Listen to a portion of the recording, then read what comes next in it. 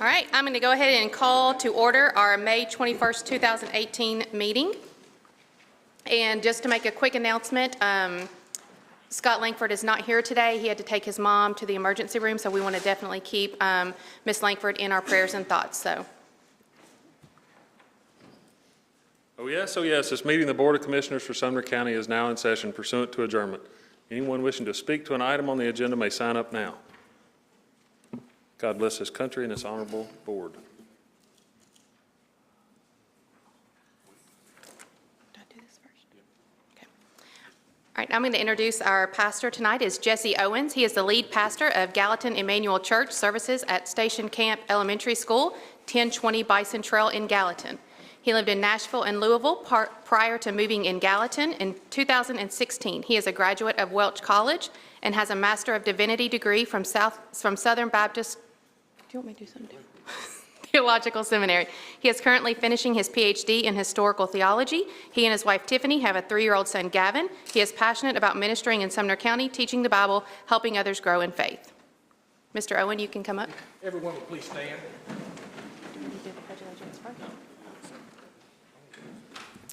Let's pray.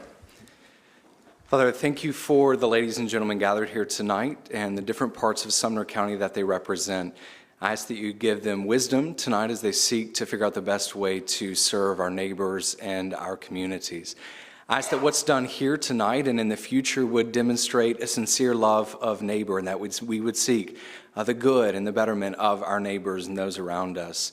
We thank you for the love that you've demonstrated to us in Christ Jesus, and we ask that by the power of your Spirit, you would help us to demonstrate that love to those around us. We pray these things in Jesus' name. Amen. I pledge allegiance to the flag of the United States of America and to the republic for which it stands, one nation under God, indivisible, with liberty and justice for all. All right, we will now record our roll. If you will push your button if you're present, please. Roll call is now open. Each commissioner, please record your vote.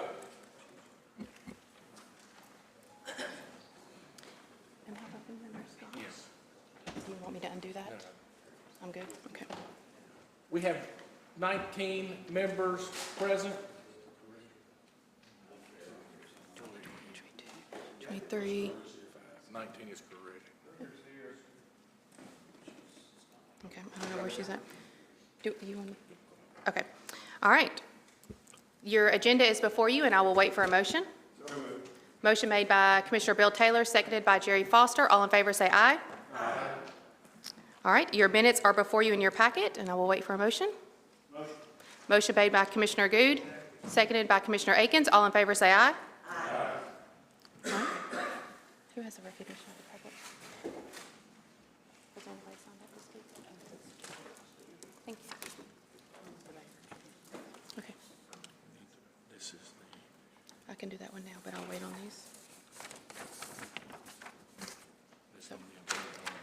All right, we're going to do the recognition of the public. I have one person signed up. If there's anyone else that would like to speak, please let me know. Mr. Baker, you can come up to the mic right here. Thank you. Please state your name and address. Kevin Baker, 424 A.B. Wade Road.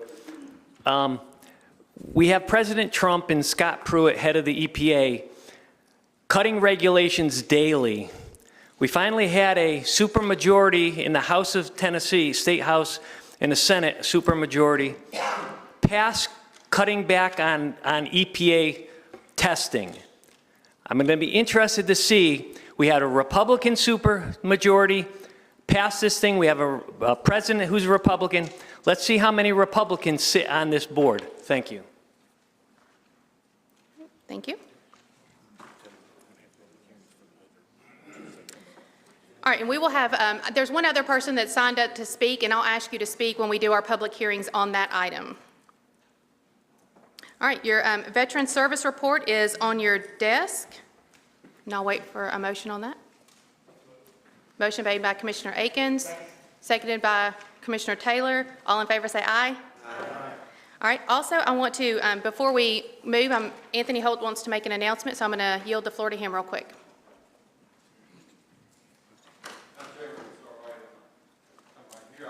introduce our new planner, Mr.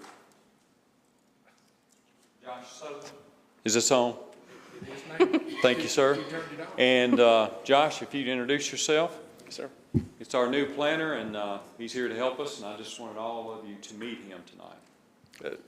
Thank you, Mr. County Executive, Madam Chairman. It's a pleasure to meet you all today. I've met some of you individually already. My name is Josh Sutup. I'm the new Director of Planning and Stormwater for Sumner County Government. I'm originally from Weakley County, Tennessee. It's a very rural county up in northwest Tennessee. I'm a combat veteran of the United States Marine Corps.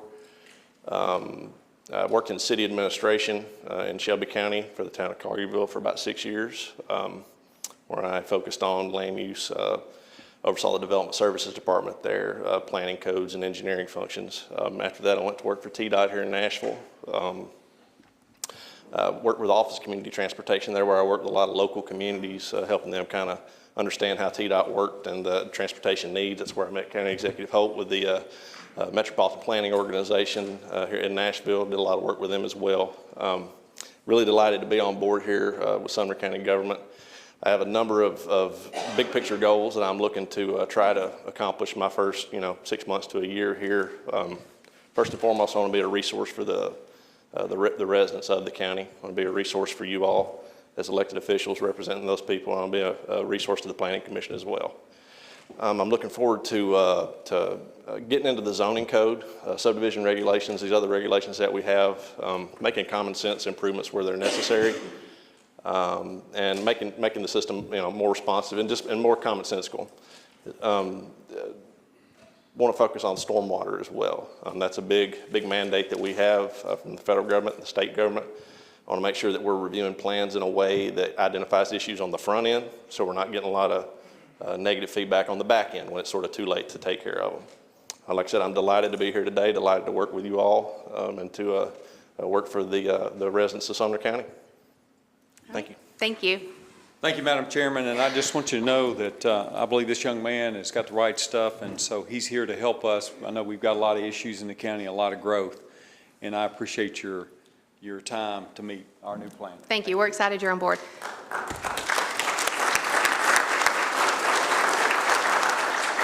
All right, I'm also going to read a quick note that the commissioners received. Dear Commissioners, we so appreciate the donation made to the Collierville Methodist Church in memory of my mother. Thank you so much for your remembering my family in this special way.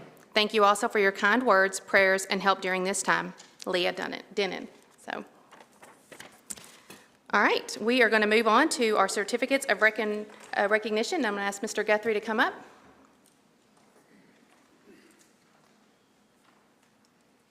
Thank you, Madam Chairman. Anyone from Oakmont Elementary that would like to come up, please come on up now. That's teachers, faculty, staff, parents, children. While they're coming up, if you haven't been to Oakmont Elementary, it's a small school in the rural area of Sumner County between Portland and White House. Mr. Brewer and his team here are constantly looking for ideas and practices that will not only help children succeed in the classroom, but in life as well. One of their goals this year was to achieve the Tennessee STEM designation, which they were successful in doing. So tonight we have a resolution honoring Oakmont Elementary. Whereas in May 2018, Oakmont Elementary School was one of 15 schools in the state and the only Title I school in Sumner County to be awarded the Tennessee STEM School designation.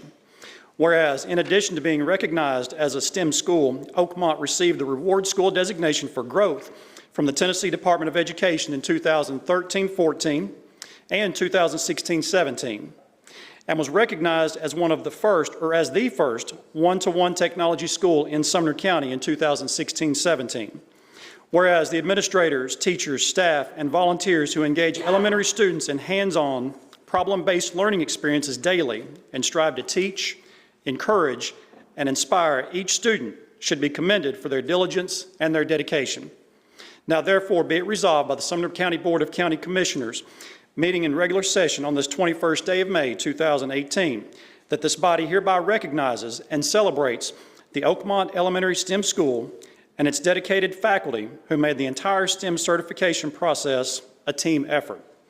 Be it further resolved that this resolution is to be spread on the minutes of this body, and the clerk is to furnish a copy of this resolution to Principal Bryant Brewer on behalf of Oakmont Elementary, and I so move.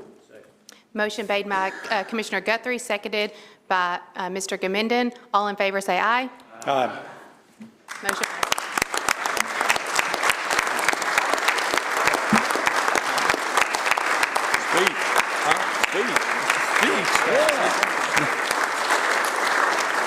I want to thank my staff, my parents. It was a team effort. It was a lot of work, and they took on this task and never complained because it was the betterment for the students. I also want to thank the commissioners for their financial support, and they're always the support of the schools. My school board members that are here to represent, Mr. Wise.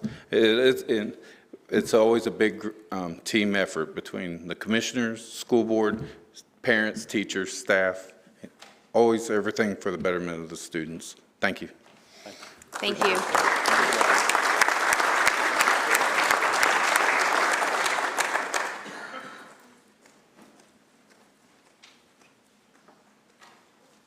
All right, we will move now to the election in the 7th Commission District. We have had one applicant. If there is anyone else in the audience who qualifies and would like to submit their name, please do so now. All right, I will turn it over to Mr. Kemp.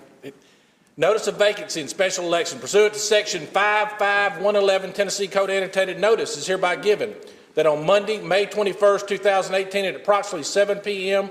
local time, the Sumner County Board of County Commissioners shall assemble in the Commission chambers of the Sumner County Administration Building with respect to filling the vacancy of the office of County Commissioner for the 7th Commission District created by the resignation of Joanne Kemp, County Commissioner for the 7th District Commission. This special election will be held during the regular meeting of this body on the aforesaid date and will fill the position until the next general elections. Persons interested in the position are asked to submit the resume to the county clerk's office before Monday at noon, Monday at 11 a.m. Madam Chairman, we have received one application. And you should have that on your desk. And if there's no one else from the audience that would like to submit their name, Ms. Lamar? The only letter and resume to fill the District 7 seat. That person is Lauren Eccles. Her resume and letter is on your desk. The Committee on Committee voted unanimously to nominate Lauren to fill the position, and I would like to recommend that we do that by acclamation. Second. All right, motion made by Commissioner Lamar, seconded by Commissioner Good. All in favor say aye. Aye. Any opposed? Show that it carries unanimously. Ms. Eccles, if you would like to come up. And your family, you can come up too. Y'all can all come up.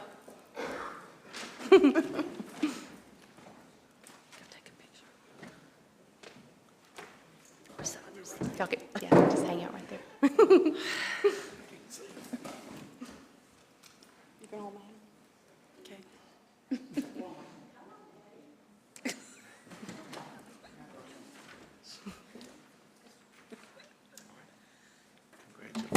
Thank you. If you'll raise your right hand, and you can, you can affirm after I get through. I, Lauren Eccles, do solemnly swear that I will perform with fidelity the duties of office to which I've been elected and to which I'm about to assume. I do solemnly swear to support the constitutions of Tennessee and the United States and to faithfully perform the duties of County Commissioner representing the 7th District of Sumner County, Tennessee. I do. Okay, if you'll sign right there.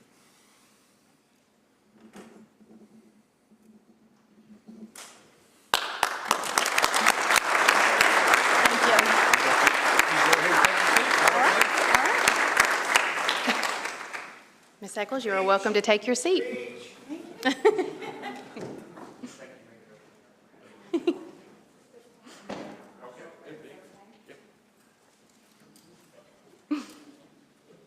We're going to let her say goodbye to her family, and she'll come up and take her seat in just a minute. I'm going to let Mr. Kemp call to order the public hearing to rezone 1607 Scotty Parker Road.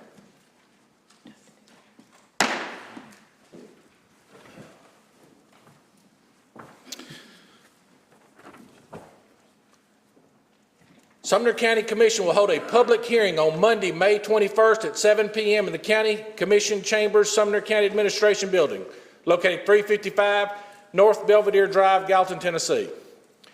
Caney Command LLC is requesting to have the property located at 1607 Scotty Parker Road, Gallatin, Tennessee, rezoned from residential 1A to C2 PUD. Subject property is on tax map 104, parcel 002, contains 1 acre and is currently zoned residential 1A. The property was approved by the Zoning Board of Appeals on July 14, 2016 for a conditional use permit and was approved for rezoning by the Planning Commission on March 27, 2018. A copy of this notice is on file in the Sumner County Planning and Stormwater Department in the Sumner County Administration Building.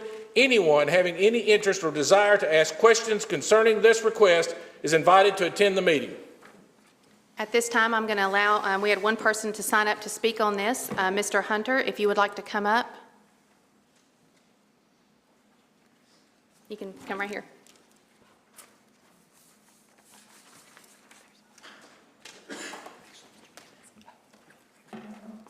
Good evening. I'm the owner of Canine Command LLC, and at this point in time, I'm running a business there.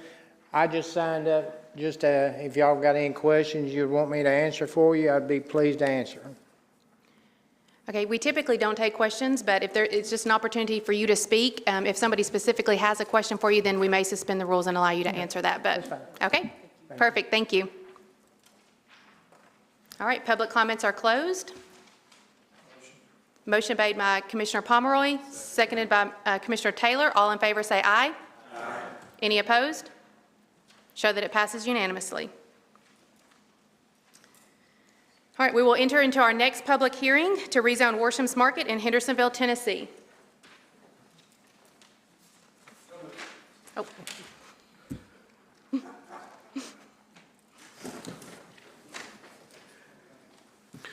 The Sumner County Commission will hold a public hearing on Monday, May 21st, 2018 at 7 p.m. in the County Commission Chambers of the Sumner County Administration Building. Robert L. Worsham's Market is requesting to have the property located at 2030 New Hope Road, Hendersonville, Tennessee, rezoned from residential 1A to C1 PUD. Subject property is on tax map 123, parcel 042, contains 1.6 acres and currently zoned residential 1A.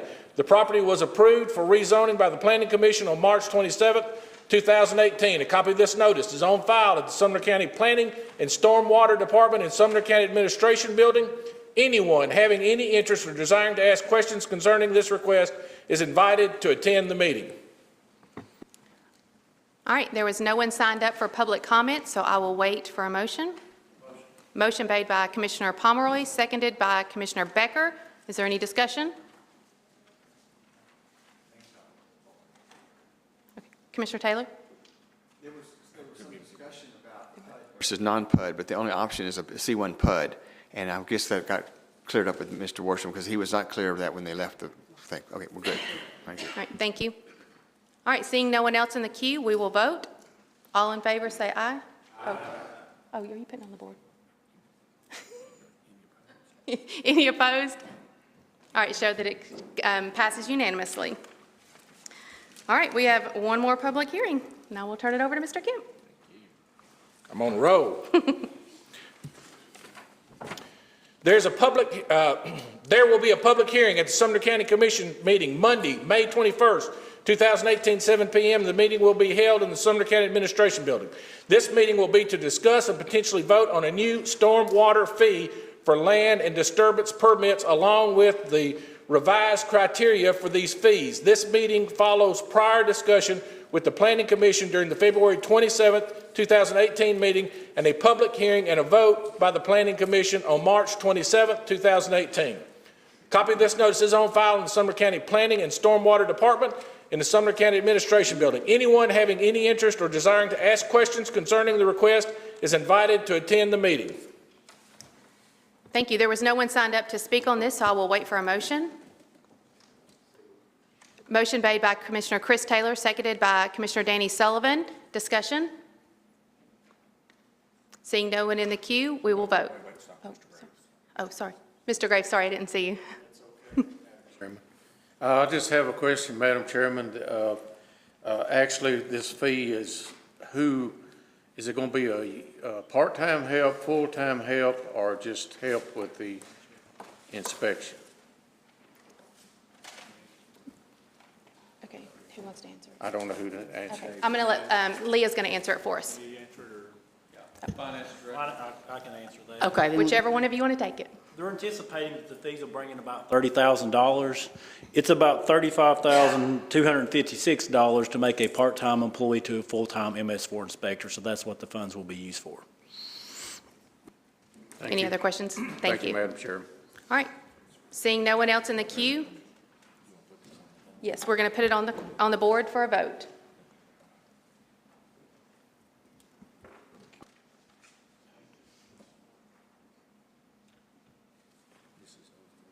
Oh, 3. The resolution is on the board. Each commissioner, please record your vote. Do you want me to vote up here?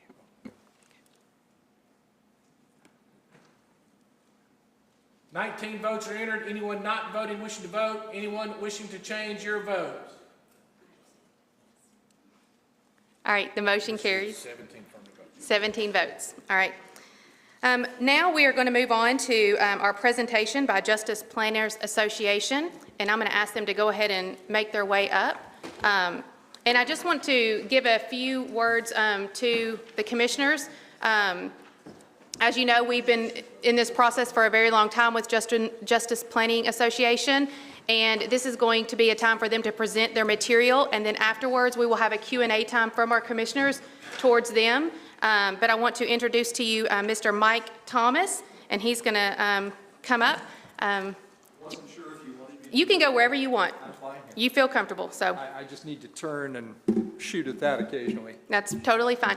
Mr. Mike Thomas is with Justice Planning Association. He has over 34 years' experience with courthouses. He has over 100 courthouses under his belt that he has worked with.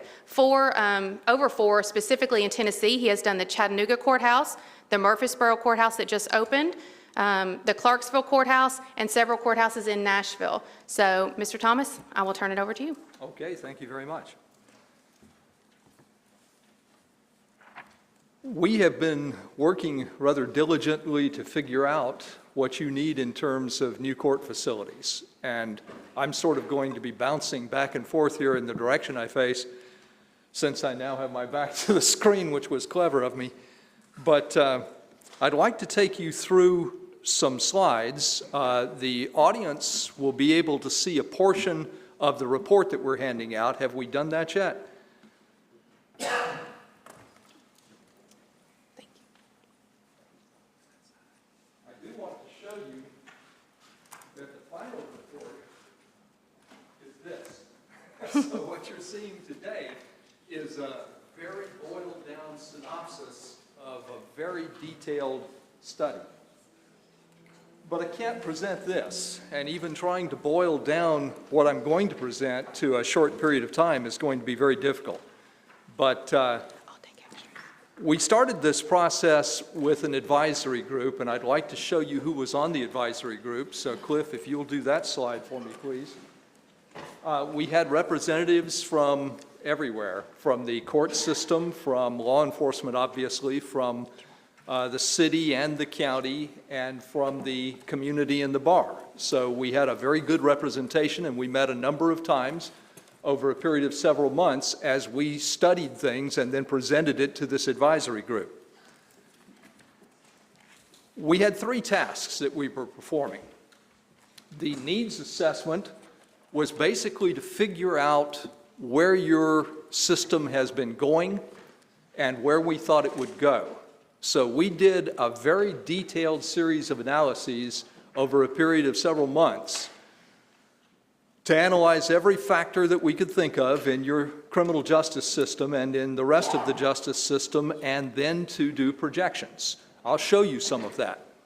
At the same time that we were doing projections to understand your future, we were looking at where you are today from a space standpoint. And I'll show you some detailed analysis of your space that we did later, but we're looking at 2 things now. We're looking at your future growth, and we're looking at your current facilities. The third task is to try to balance those 2, to try to figure out where we are from where you are today, where you're going to be in the long-term future, and how to bring your facilities up to par to make them fit. So that was task 3, and that was somewhat detailed as well. The first thing that we start with is your county population. And if you're not familiar with Sumner County's population growth over the last 30-some years, this may surprise you. But that next slide will give you a sense of where you've come from. In 1980, your population was approximately 86,000 people.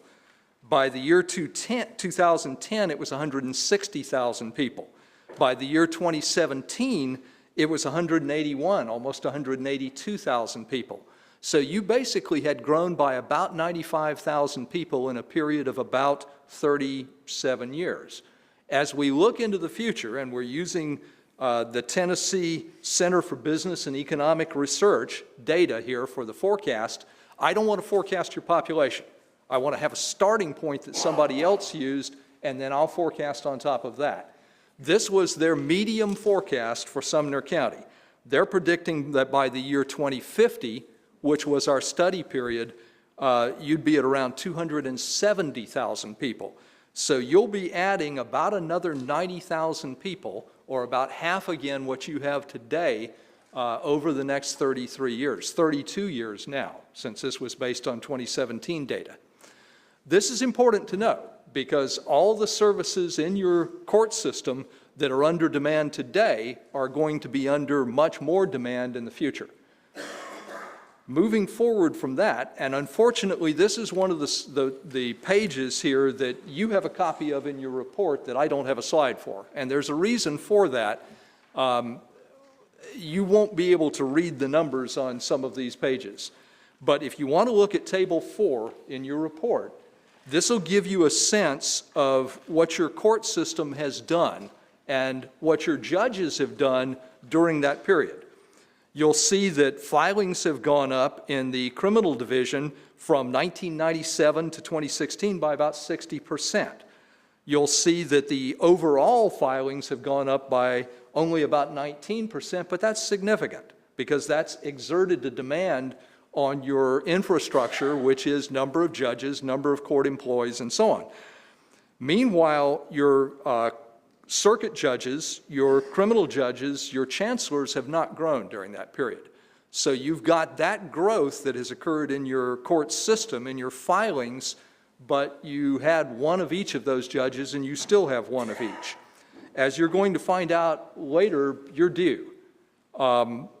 Your clerk and master has started to take on a little heavier role in the last few years. The support magistrate, that is child support enforcement, has grown slightly in the amount of caseload that that individual is carrying, from about 0.2 equivalency of a judge to now 0.3, so say 3 days a week now.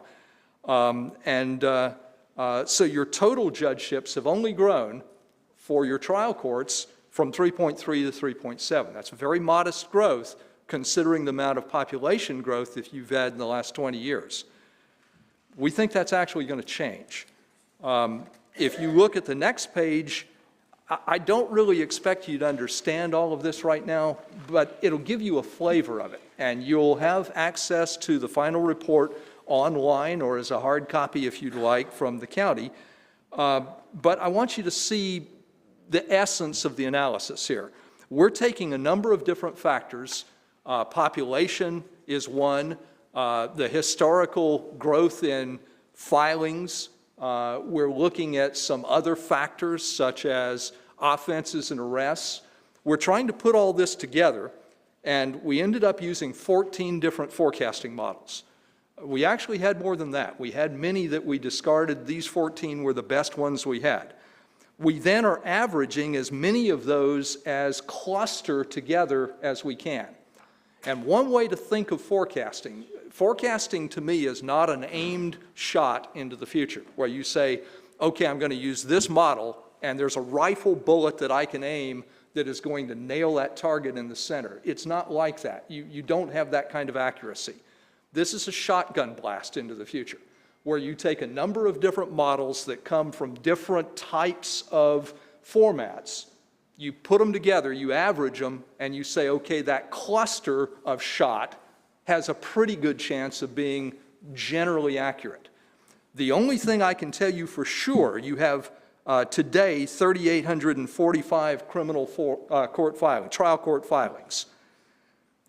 The only thing I can tell you for sure is that you're not going to have 6597 in the year 2050. I'll bet you don't. But we should be in the ballpark. And if I can get us in the ballpark, we're going to take that forecast and combine it with some other things, and I can forecast judges. I can forecast clerks of court. I can forecast the things we need to forecast in your system. So if you ever look at the final report, you'll see page after page of forecasting that leads us to certain conclusions. And I wanted you to have a sense of the amount of analysis that went into the conclusions that we're reaching. It's all there for you to read at your leisure, but it's heavy reading, some of it. We've made it as simple as we can.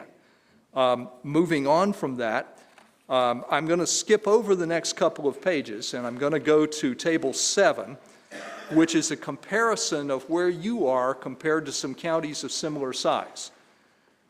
You're in red there, and this is your number of residents per judge. So this is your population per judge, and you have basically 30,000 residents per judge. Sullivan County, at 159,000 population, has about 20,000 residents per judge. Montgomery County, at a little over 200,000 population, has 23,000 residents per judge. Then Williamson at 221 has about 28,000 residents per judge. You're still the highest of them all. We don't get up into a competitor to you in residents per judge until we get to Rutherford County. Now, Rutherford County is due for a trial court judge right now and has requested a trial court judge, and really the only thing that's kept them from having one in the past was they had no place to put one. Well, you don't have a place to put one either, but once you do have a place to put one, you do. So that'll give you some sense of that, and then you can see caseload per judge is the next line down there, where you are right up at the top on number of cases handled per judge by your trial courts. Now, the legislature looks at that, and your state Supreme Court looks at that when they create new judgeships. They look at how you compare to counties of similar size and how you're doing with respect to population and caseload. So all of those factors go into our analysis. You won't necessarily get a judge anytime you request one, but when you can demonstrate a need for one and show that you're lagging behind compared to other counties of similar size and caseload, your odds are very good. The biggest impediment you would have today is you're overcrowded now, and you'd have no place to put a judge even if the legislature were willing to fund one for you. The next couple of pages talk about summaries of different court projections, including the Sessions Court, includes the fact that the total judgeships, in our view, will go like this. You've grown from approximately 5.3 total judges in counting now the Sessions Court as well, and counting the juvenile judge as well, to a current 7.7. So you've gone up by about 2.5 judges in 20 years. As we look to the future, as we look to the year 2050, a period of 33 years, we think you're going to go by about another 4.5 judges. And those numbers are very consistent. So we think you'll go from where you are today, which is 7.7 judges, to about 12.5 judges in the year 2050.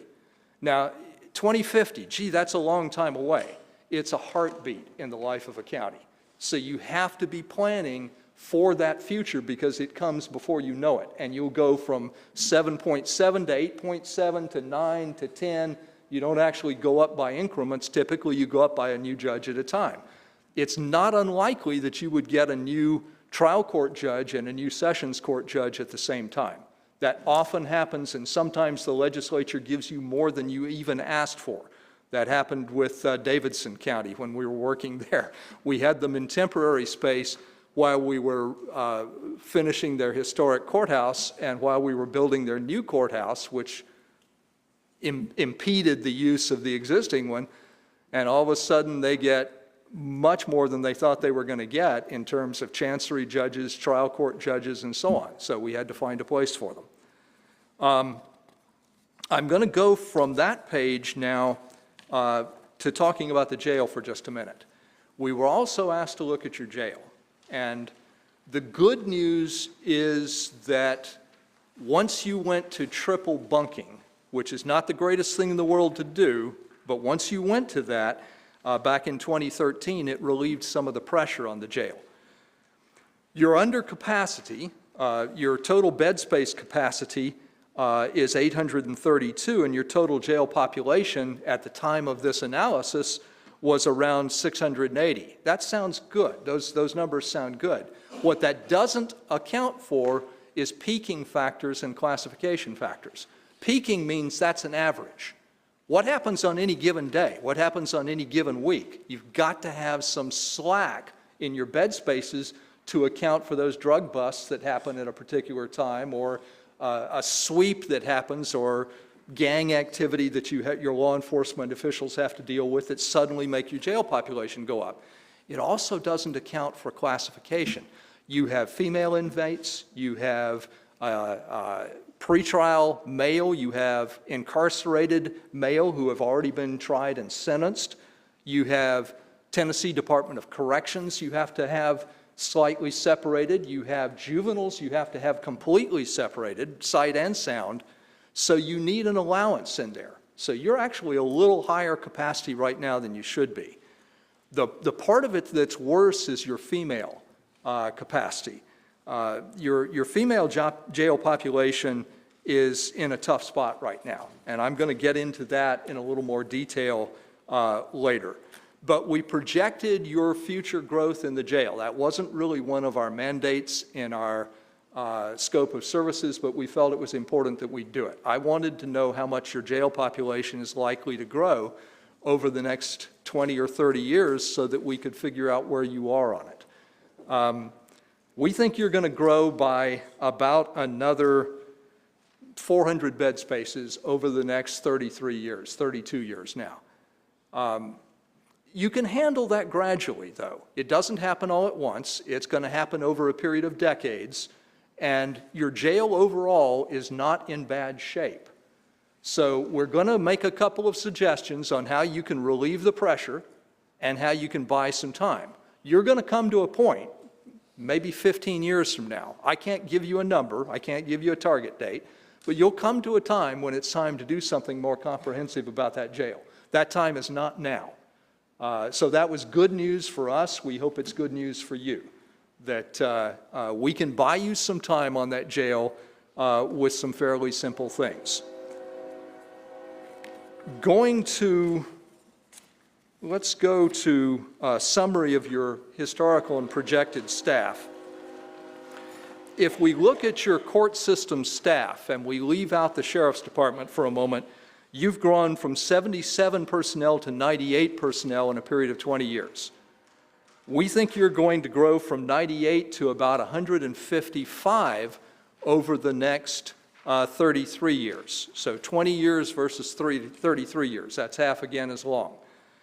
The Sheriff's Department has grown from about 112 personnel in 2006 to about 155 in 2017 when we were doing our analysis of this. We think they're going to grow to about 276. You'll have to deal with that at some point.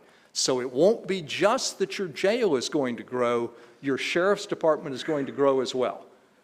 The table that Cliff has already put up there for you shows how clean that forecast line is.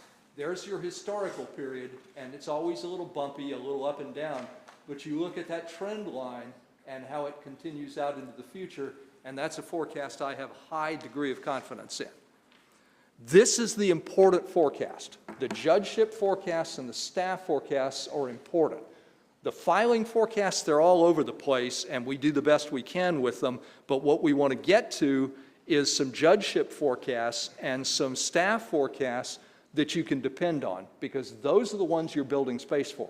You're not building space for cases, you're building space for the personnel required and the courtrooms required and the jail bed spaces required and the offices required in order to accommodate the growth that's going to occur.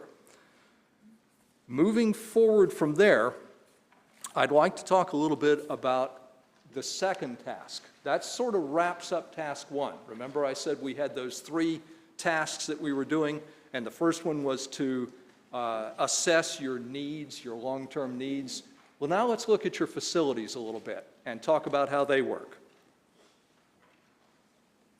Table 14, I think everybody can see that. I hope everybody can see it. I'll show you what this says, and this is why some of our tables just would not work as slides. Here is your historic courthouse on the square there. District attorney is in a building right over here. The public defender is in a building over here. The juvenile court and county probation are right down the street on Main Street in what used to be the school board building. And then this is your criminal justice center. This is where the criminal courts are located, and that's also obviously where the jail and sheriff's department are located. So that'll sort of orient you to where we're starting. The next one I want you to look at is a methodology that we've used all over the country that, again, we have a high degree of confidence in. We don't want to just go in and look at your facilities and say they're good, they're bad, they're not bad, they're neutral, they're whatever. I want to give them a score. And we use a rating system that goes from 1 to 10, with 1 basically being it's got 4 walls, a roof, and a door that lets you in, and then 2 being really, really bad, and up from there. 10 would be brand new, perfect, and I couldn't give a 10. I wouldn't even give one of our own buildings a 10. I might give it a 9.8 or 9.9, but there's no such thing as a perfect building to me. Needless to say, we weren't challenged to give you a lot of 9.8s or 9.9s when we looked at your facilities. If you see red, there's a reason we used red. That means really, really bad, stop immediately. If you see orange, that means very bad, not quite as critical as red. If you see yellow, it's like a caution light. This is very marginal space. You'd like to improve it if you could. It's not as critical as orange and red. If you see green, it's very good space. Don't worry, you won't see a lot of green. If you see blue, it's excellent space. I'm not really going to mess with it much. Now, we're looking at 2 things when we look at your space. The first thing and the most important thing, in my view, is the quantity of your space. If you don't have enough courtrooms, you can't operate, period. So I'm going to look first at the number of things that you have. The second thing I'm going to look at is the quality. I'm going to look at how it works operationally. Are they where they need to be? Are they big enough? Are the functions workable? It's like this room. If the courtroom is not set up properly, you can't see each other. The room itself doesn't work for litigation. It doesn't work for the purpose it was intended. We're going to do that on the courts. We're going to do that on offices. We're going to do that on departments. We're going to do it on the jail. We're going to do it on everything. The other thing we're looking at are adjacencies. Are things near what they ought to be near? Is this function where it should be in relation to other functions? We're going to look at security. Does it function securely? Is it a safe environment for the public to be in and for the employees to be in? Can you protect the people you're supposed to be protecting? We're going to look at ADA. Does it meet accessibility requirements? They're the law.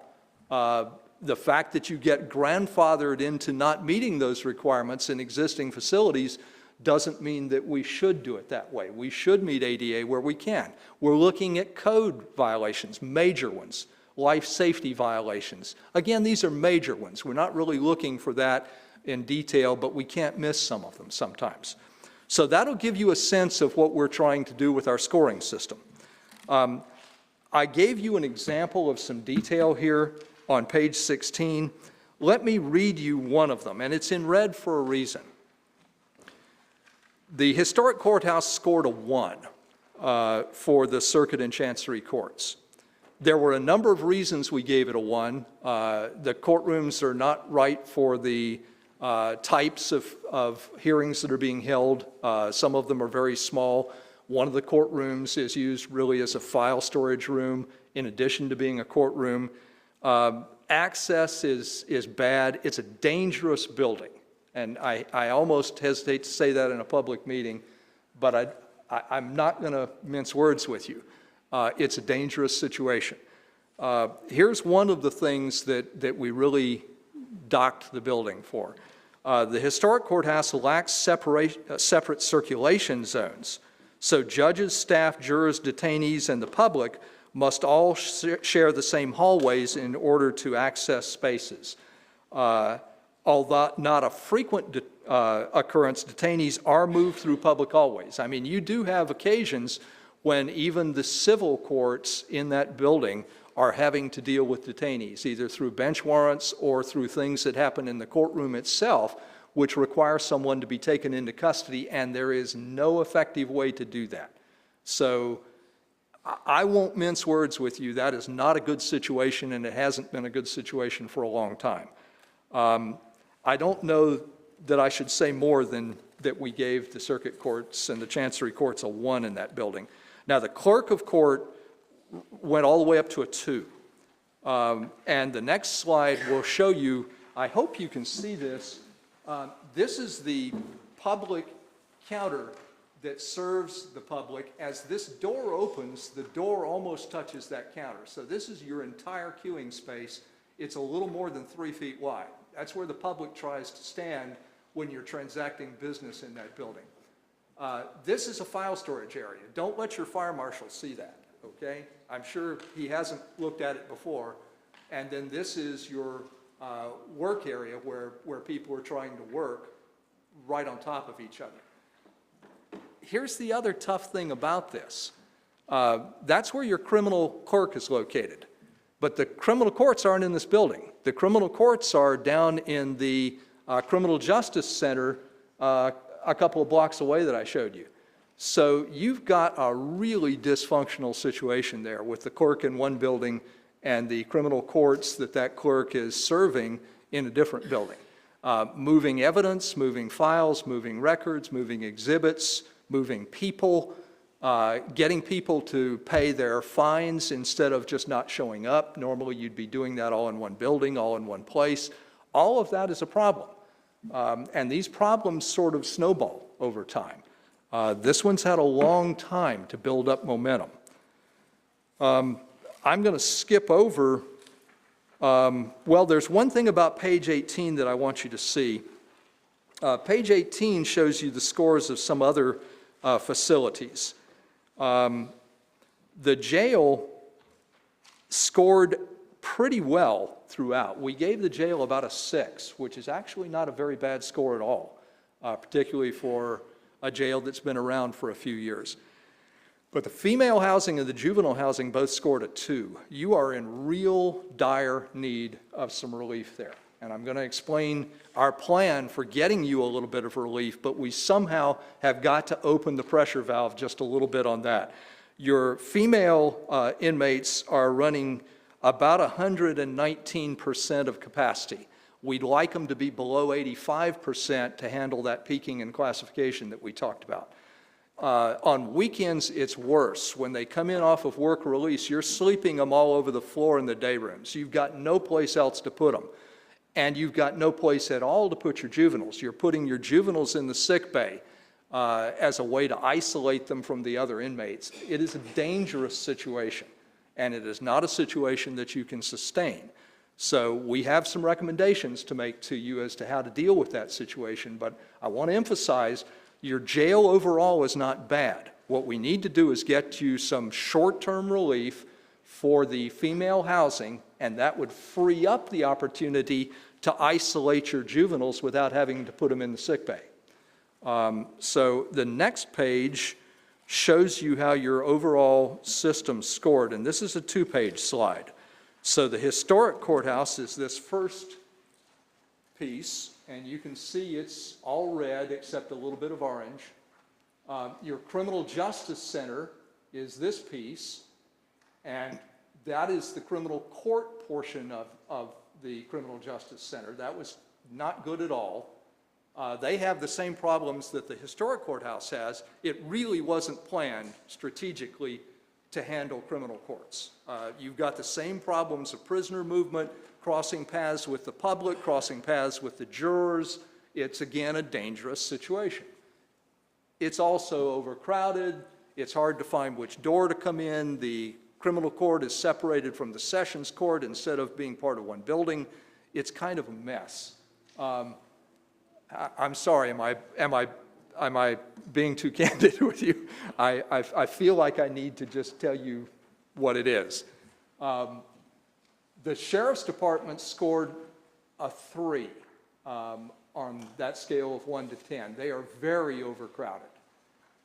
Your jail, on the other hand, scored a 6. It's not bad. If we could just solve that female inmate issue, it wouldn't be bad. And you could buy yourself another decade or two of good life in that jail without having to do much. Juvenile court is just about as bad as the historical court. The same problems that plague the historical court plague that. Separation of inmates from the public, separation of parties, no place to conference, no place to wait, courtrooms that don't really work very well. I could go on. The report does, page after page. Some of the other components are not as bad. Now, the district attorney, which is this one right here, scored a 3. They are very overcrowded and in very bad space. Public defender is in good space. Probation is in good space, but I'm going to get to them in a minute when we get to the plan. Clerk of court space in that remote area is also not bad, but it's disconnected from the rest of the clerk's department, so it's really not working very well. So this gives you the overall. This is a summary by facility. Historic courthouse, just flat out inappropriate. You should not continue to operate in that. Criminal Justice Center courts, inappropriate. Should not continue to operate in that. Criminal Justice Center sheriff, inadequate, still should not continue. Jail, marginal, you're fine. Yellow's okay. Juvenile courthouse, inadequate. Just doesn't really work. You have a net score of 5, and the only reason it's so high is because the jail's so big. The jail accounted for a lot of that 5. I think that gives you a sense of what we did through a period of several months in analyzing your existing facilities. Now, what do we do about any of that? We came up with a plan that I want to share with you. And to start with, I'm going to define some square footage terms. Some of you will see those terms in the reports. The rest of you will have to sort of follow along with me as I say them out loud. We define space in several different ways. The room that we're in here is a net space. We have spaces that connect this space to other departments. We call that departmental gross square footage. You'll see some of these later when we build scenarios for you. If we want to build a building around those departments, we then have to have elevators, we have to have stairs, we have to have the outside wall, we have to have major columns, we have to have mechanical and electrical systems. So we're building a building for ourselves from the inside out. We're starting with our net spaces, and then we're adding the things to those net spaces to build a building around them so that it all works. We've been using this technique effectively for over 30 years, and it's become very exacting. We used it in all those other Tennessee courthouses that Leslie told you about, and we've used it all over North America. So we come up with really accurate numbers when we're done. We can build a building the size of the building we say we're going to build. There won't be any fudging about any of that. But that's because I was brutally honest with you to begin with. Let's move on to the next page, and let me show you why your existing facilities don't work well. This is a modern court model.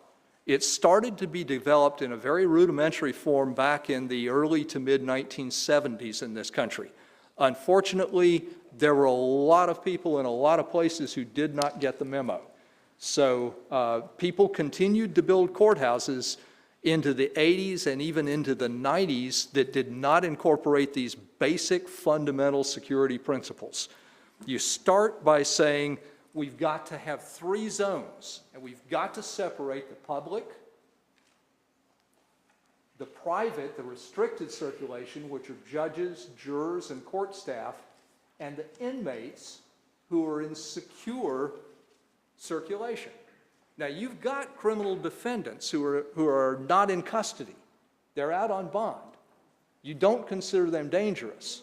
If they're in custody, if they're in their orange jumpsuits or whatever, you've got to separate them from the public. The escape attempts that can take place, the hostages that can be taken, the people who can be killed are a real threat. It happens in other places around the United States. So we've been building courthouses now for my whole career with a courtroom entered through a public circulation zone, nice wide hallways, an entry vestibule to keep the noise out, a couple of conference rooms for attorney-client conferencing, victim-witness waiting, that kind of thing. Then you've got potential waiting space here. You've got the inmates being brought up. See that red box? That's a secure elevator. That comes up from a holding area under the building. You build the holding area under the building. The inmates are brought in a van or a bus or even an individual vehicle. They go into that holding center below the building and they're brought up through a secure elevator. They're placed in a temporary holding cell when you're ready for them. They never go anywhere except from that holding cell into the courtroom and then back into the holding cell. The public sees them only in the courtroom. The jurors and judges see them only in the courtroom. It's a safer way to operate. Well, none of your facilities have that. None of your facilities come close to having that. But that's the goal, and that's what we just finished doing in Rutherford. Rutherford has just opened recently, and that's what we did in the other Tennessee courthouses and in others around the country. So that's our goal, and that's part of what we're striving for. If we move forward from that, page 22, and I don't know how well this can be read, but I decided to print at least one of these where you could see why I didn't show you the others. The others have smaller typeface than this, where we're trying to get a lot of information on the page.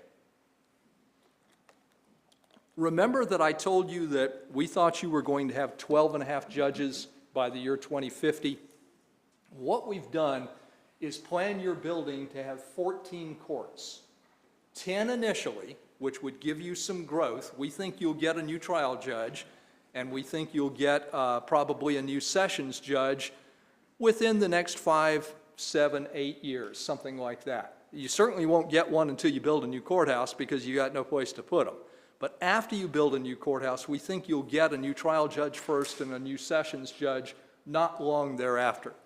So we're going to need those 10 initial courtrooms.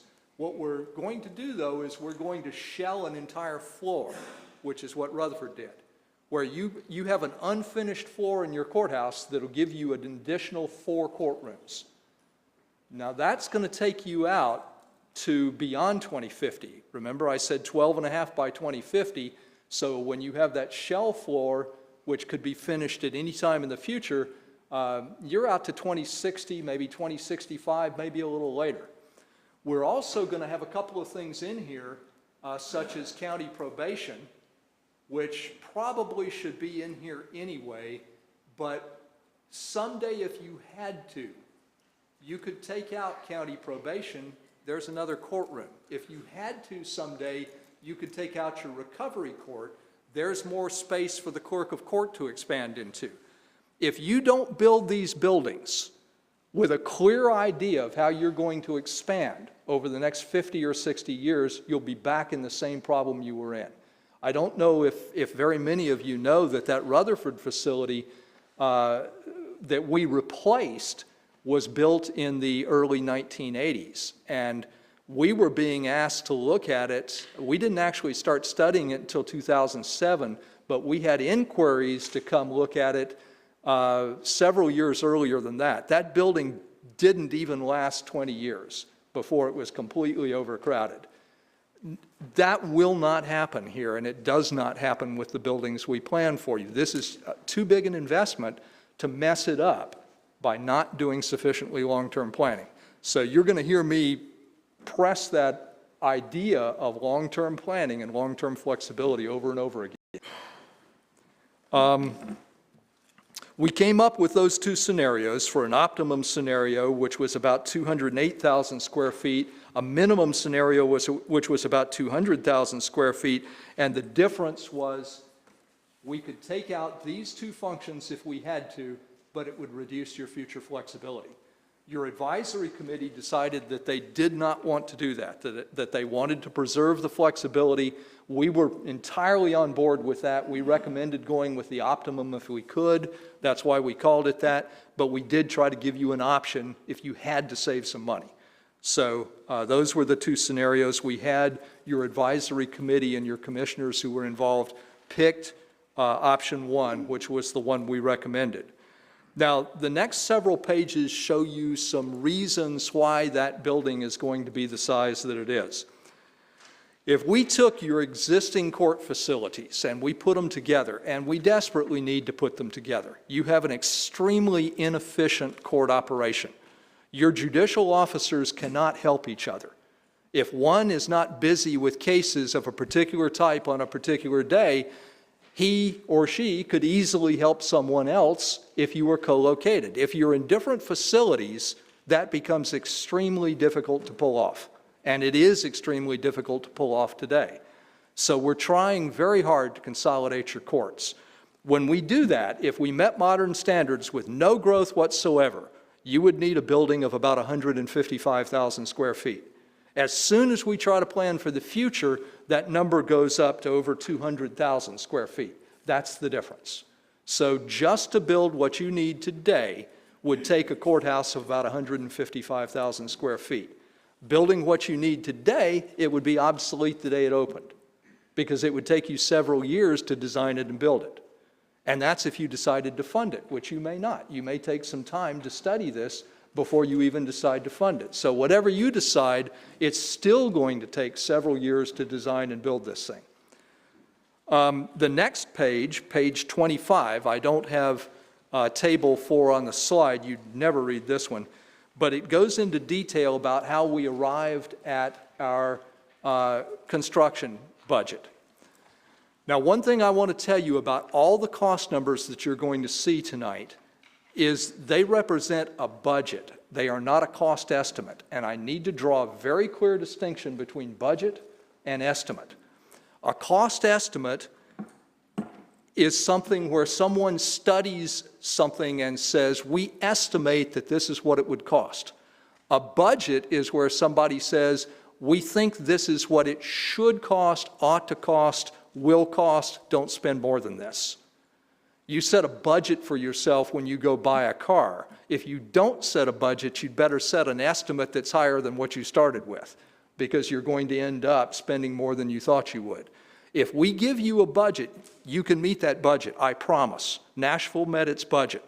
Rutherford met its budget.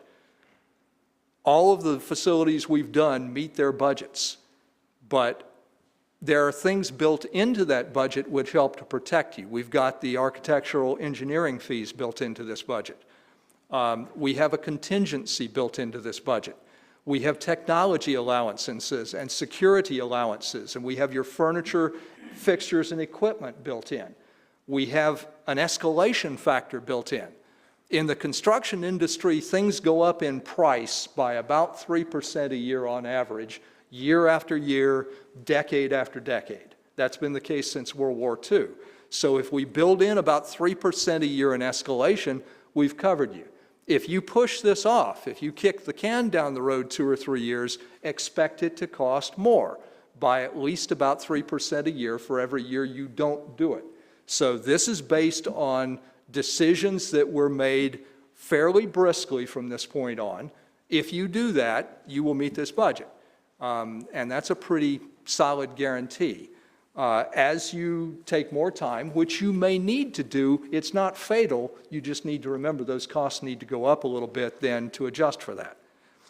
Now, I told you before that we had a series of plans in mind. One of those plans was how to improve things over at the jail. We need to figure out what we're going to do with your existing historic building if we move out of it. You desperately need to move your court system out of that building. But the Save the Courthouse movement was in full swing when we came to work here. We're remembering it. So we tried to help you save the courthouse. So we've built in some money for that. Your courthouse, I'm going to say it quickly, but I guess I have to say it. We've allowed a budget of about $78 million to build your new courthouse. That is entirely consistent with the cost of the Rutherford County Courthouse. We, in fact, went back and double-checked all of our numbers against the final expenditures on the Rutherford County Courthouse to make sure that we were being accurate. What are we going to do with the jail? Let's start with that. We think that there's a solution that you could use that I think you had not thought much about before. If it had been thought of, I don't think it had been taken very seriously. We would recommend that you build a little pre-modular housing unit. It's a little prefab unit that can be put together outside your jail and then connected to your jail. We'd recommend that that unit house about 48 females. We're going to allocate $2 million as a budget for that. If you can get 48 for that number, fine. It's dormitory housing. If you can get 50 in there, fine. If you can get 45 in there, whatever the number ends up being, we can't design it yet. We haven't even studied it that much yet. But we think that that's a reasonable budget, that you could buy about 50 bed spaces for about $2 million. That would take you off the hook today. It would take you off the hook immediately. That's important. We would recommend that you do that in parallel with your new courthouse because you don't have to wait for that one, and it could be fairly quick. It still wouldn't be overnight. It'd still take you a year or so to get there, but you could start whenever you wanted to start. What would we do with your historic courthouse? Well, that's the next project that you'll see on page 26 there. And that one, we're going to allocate about $8 million to that renovation. Now, again, that's intended to include your architecture and engineering fees. That's intended to include some contingency for that project. We're not really going to escalate that one. We have no idea when you're going to start it. We have no idea, well, you really can't start it, after all, until you've built your new courthouse. So that project can't start until after you build your new courthouse and you move people out of that building. What would we do with that building? We looked hard for a good candidate. We wanted to preserve it. We wanted to preserve the idea of the courthouse square. The best candidate that we've been able to come up with so far is the District Attorney General's office. Remember, they were in very bad space. We gave them a 3. So you could renovate that building for them, and they would pretty well fit in that building. That's a pretty good occupant for it. There are possibly other occupants you could consider, but that was the one that we came up with that we recommended to the advisory committee at this point.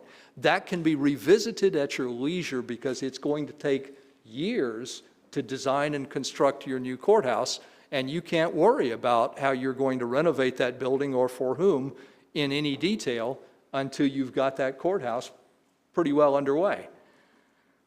The idea of how to improve the sheriff's office and how to improve the jail that buys you more than just a few years is a little complicated.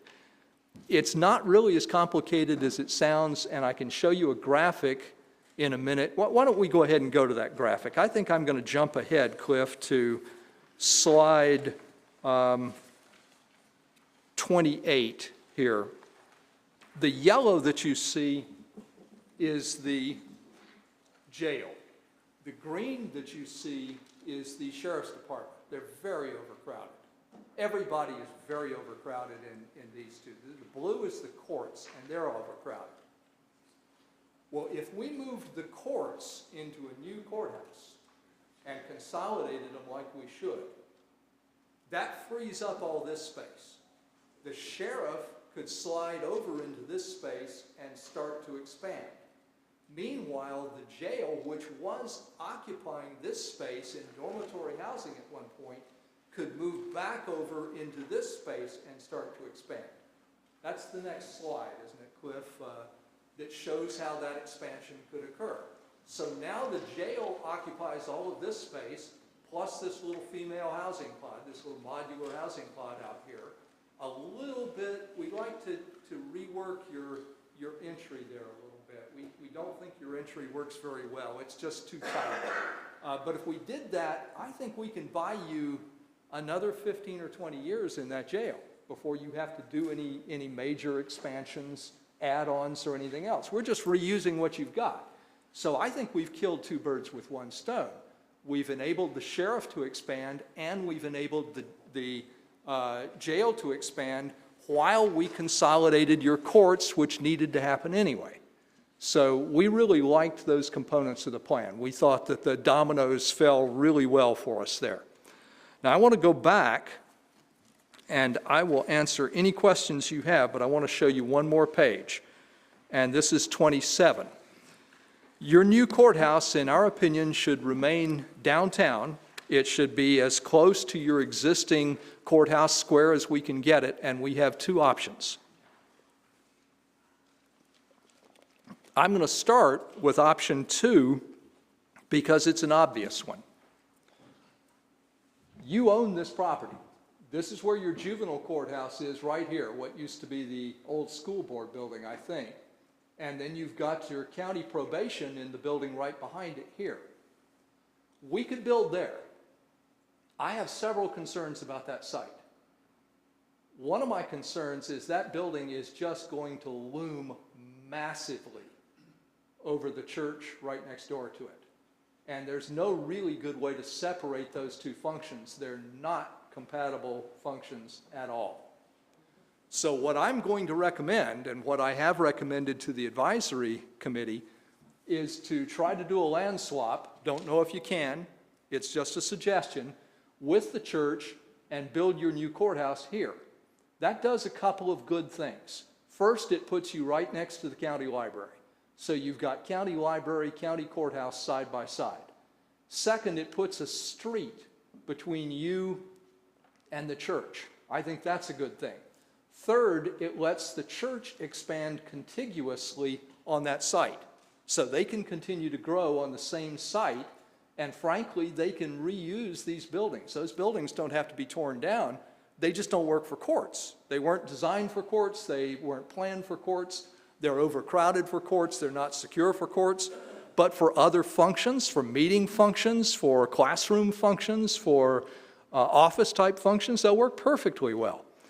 So I don't know if that's going to happen. I don't know. I don't think anyone's even approached the church from the county, and couldn't without the blessing of the board here. But that's our suggestion to you. If that doesn't work, if that falls through, the alternative site number 2 would be our recommendation.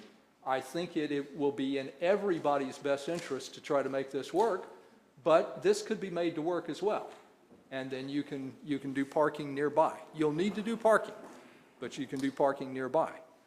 Now, we've allocated budgets for the expansion of the sheriff's office into the court space, and we've allocated budgets for the expansion of the jail into the sheriff's space. But remember the difference, again, between a budget and an estimate. This is what we suggest that you spend. You could spend more than this. On a historic building, you can spend as much money as you want. You can throw a lot of dollars at that building. I do not recommend that you do that. I do not recommend that you throw a lot of dollars at the expansion of the sheriff's space or at the expansion of the jail space. I'd stick to these numbers that are in here if you can. Now, when you do those is entirely up to you. Again, you can't do the major jail expansion and the sheriff's department expansion until you move the courts out of there. So first, you'll have to do the courthouse before you can do anything with this historic courthouse, or before you can do anything substantial with the sheriff's department of the jail. I am recommending you do that small jail piece, that little modular housing piece, for about $2 million to try to get the pressure off the females and the juveniles. Otherwise, you take these in whatever sequence you want, over whatever period of time you want. I can't see that far into the future. If we're still on board at that point, I'll help you figure this out as we get to it, but it's going to take some time to decide exactly what you want to do, and you'll have time to change your minds. Well, let's do that one first instead of this one. You'll have opportunities to make those decisions. Now, you've been patient, and I've had to take some time, but this is months' worth of work and a report that is well over 200 pages that I've consolidated into, I don't know, 30 minutes, 40 minutes, whatever this was. So I was flying, even if it didn't feel like it. May I answer your questions now? Let me, before we begin, let me remind everyone that we are voting on nothing tonight. I think Michelle laid out, first off, let me give my appreciation to Commissioner Shell. I'd take my mother to the emergency room this afternoon, so I appreciate everyone's thoughts and prayers. She'll be there overnight, but I appreciate Commissioner Shell for stepping in. Also, Commissioner Vaughn called me earlier this afternoon, and I don't know if I related it to Michelle or not, but he got tied up with a work obligation, was not able to make it in tonight, so Commissioner Vaughn did want to be here.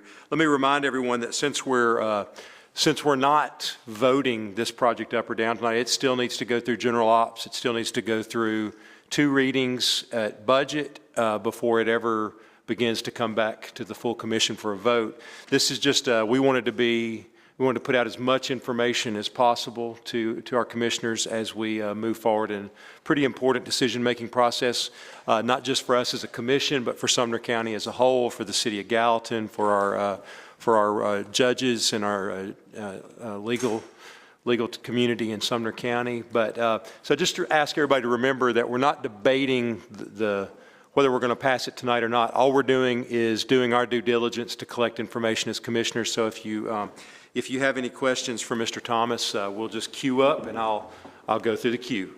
Commissioner Foster. Mr. Thomas, the population increase from 2016 to 2050 is about 51% with these numbers in your package. Yes, sir. The staffing goes from 98 to 155, which is about a 58% increase.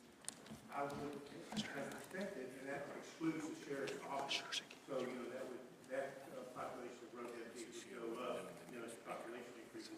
I would have expected some efficiency in the staffing numbers, and would have expected the staffing to increase at a greater rate than the population. Can you tell me what the thinking was or the consideration was for any kind of efficiencies in staffing? Well, there are several factors to that. It's a good question, and you're being very observant to pick that up. We're really basing it on your historical growth trends, and those hold up really well nationally. So you develop your own efficiencies as you go. Will there be efficiencies in the future? Sure, but there have been efficiencies in the past. So as you've added staff, you've done it, frankly, pretty reluctantly. There are some places where you could probably use some staff today, and you're sort of holding your breath because there's no place to put them. So part of what we're doing is allowing you to breathe a little bit, to add a few people as you will, and then to add gradually over time. But Cliff, if you'll go back to table 13, page 13, this is exactly what you've done historically, and you can see that there were times that it was flat, there were times that it bumped up, then it got flat again, then it actually went down a little bit, then it rose again. So if you drew a line from here, it would go right up through there. And we actually do that. We take a ruler and draw that line. I think our forecast is going to be light. But remember, all we're doing is building space. We're not telling you, this is not telling you you should add these staff. You add the staff you want to add, at the pace you want to add them. But I've got to give you a place to put them when they come. So if we get lucky, maybe that lasts you to 2055. If you get unlucky, maybe it lasts you to 2045. We are in the ballpark at 2050, in my opinion. So that's as fair and honest an answer as I can give. Mr. Hyde. He didn't ring back in. Hang on one second, Mr. Hyde. We got to get you back on the. Okay, go ahead, Mr. Hyde. Mr. Chairman, a number of years ago, we did something similar to this, and Mr. Kemp, the clerk's office, will very well remember those meetings. I actually favored doing something for our court system at that time, but it all came unraveled at the point of personnel. If you build space, you're going to have people.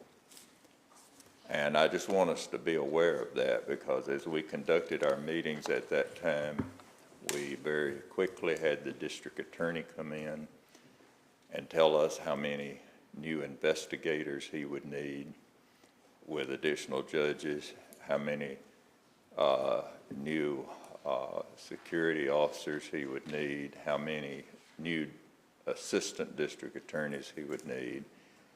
And then I'm very pleased tonight to see the public defender here. The public defender came in and would not, and rightly so, would not be denied the right that he needed new lawyers in the public defender's office. He needed additional investigators, and with all of those people come new secretaries, new clerks, and new security in courtrooms. So I want us to all be aware that the figure that we're looking at here is, for the most part, building. And there's going to be a huge cost in personnel that will go on and on and on year after year with this. Okay. May I respond Sure, to that? sure. I think that's an extremely good point. It is entirely valid. But the point that I want to make to you is that you're going to do that anyway. You just don't have any place to put them. You can't go up by 85,000 more population and not add staff. You just can't. The services that you'll be trying to provide to your citizens will require more people. Now, the good news is your tax base is going to go up with additional people coming into the county, but you're going to have to find a way to accommodate them, because they're going to litigate. They're going to get in traffic accidents, and they're going to sue each other, and some of them are going to get arrested, and all the other things that we do as human beings. Divorces, custody disputes. So you're right. You will be adding staff over the next 20 or 30 years, but you got to have a place to put those folks. And we've got to get you in some facilities that are workable. So I accept the validity of everything you said and endorse it. But that's why I think those forecasts are going to hold up pretty well. Now, it's up to the commission, quite honestly, to exercise discipline. You could exceed any forecasts that we do for you if you don't exercise discipline. But you're going to have some help on that, because the legislature is not going to give you more judges than it wants to give you. So as you add judges, yeah, we've calculated the growth in district attorney staff. We've calculated. Public defender's not in this building. They're in lease space now. It scored about an 8. We're going to leave them there, and they're happy there. But the district attorney won't be in this building. They're going to be in the historic courthouse, according to the plan. But what is in the courthouse is the nucleus of the court operation, and I have a high level of confidence in those numbers. Thank you. Commissioner Ring. Yes, sir, thank you. Just as a side, I previously worked for DCS, and I currently am a teacher, so I'm a high school teacher, so I've been observing the court system for a very long time. And to me, very little of what you said is a surprise. And I'm sure to many of the rest of us as well. But I had a couple questions. One is, you mentioned juveniles. What was your proposal for Table 29 for dealing with juveniles? Was that going to be in the same pod as the females, or there's another one that says expansion? We actually have the capability to isolate juveniles in one of those female pods if we weren't so overcrowded. So that would be dormitory style, basically? Yes, sir, it will. And there usually are no more than a half a dozen at a time. So it's not a big number, but we don't have any place, I'm saying you don't have any place to put them right now because you have no kind of isolation. Correct. We have 3 or 4 cells, and they can't even we can't even keep them there for more than 3 days before we have to ship them out. So, yeah. So this is not a big problem. It's just, if we solve both, we've killed 2 birds with 1 stone, and I love doing that. Second question was, Rutherford County, did they pay for this with a bond issue? Is that how they paid for it? Do you recall? I believe Rutherford County had, it was a bond issue? Okay. Jerry, who was their project manager, is here with us today. You know, I did all of it, but I did it starting back in 2007, then picked it up again in 2013. You forget some of the details. One more quick question. If we go through everything you've said and we get to revamping the jail,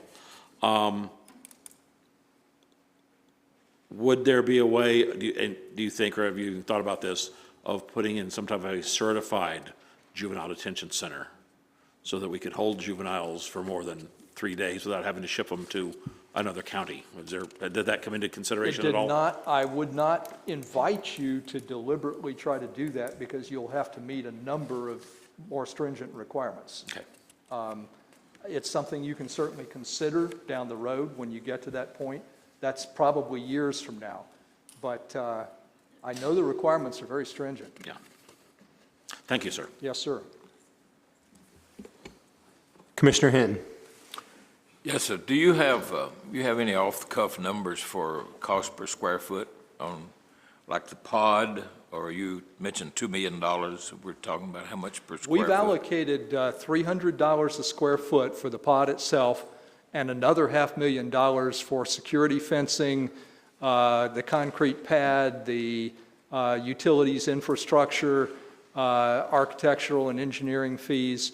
And what I would do is just say, okay, how many beds can we buy for $2 million, $1.5 million actually for the pod itself.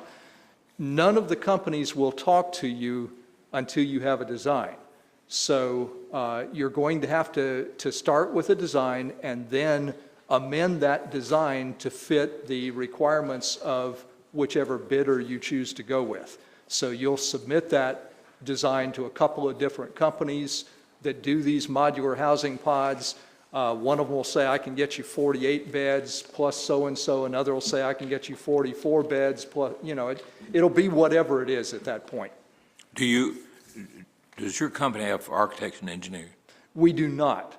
No, we are planners, but we are design consultants.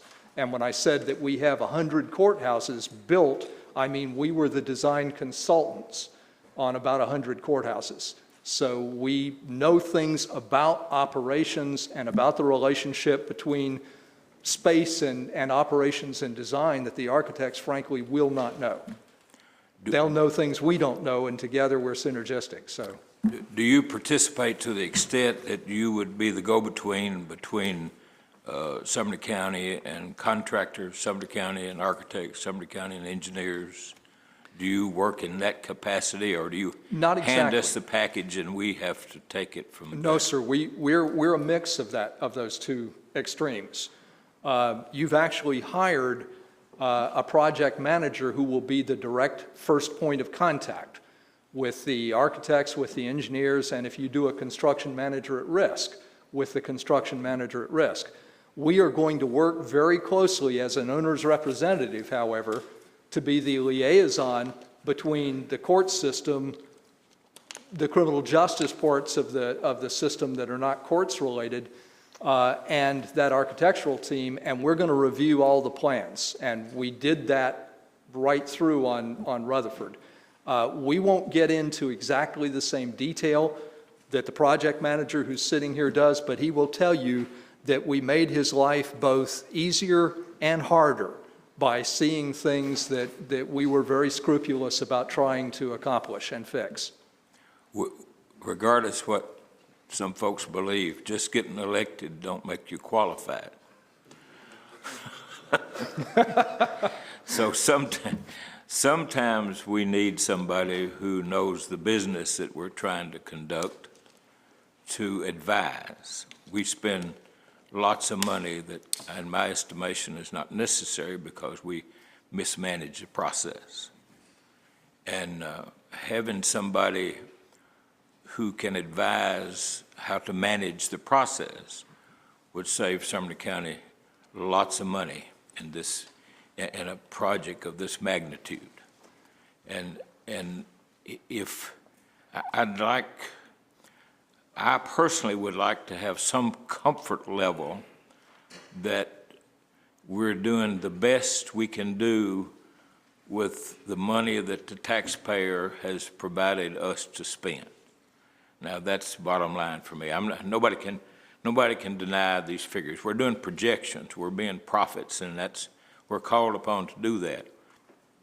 But we need help in the technical aspects and the cost aspects of all this.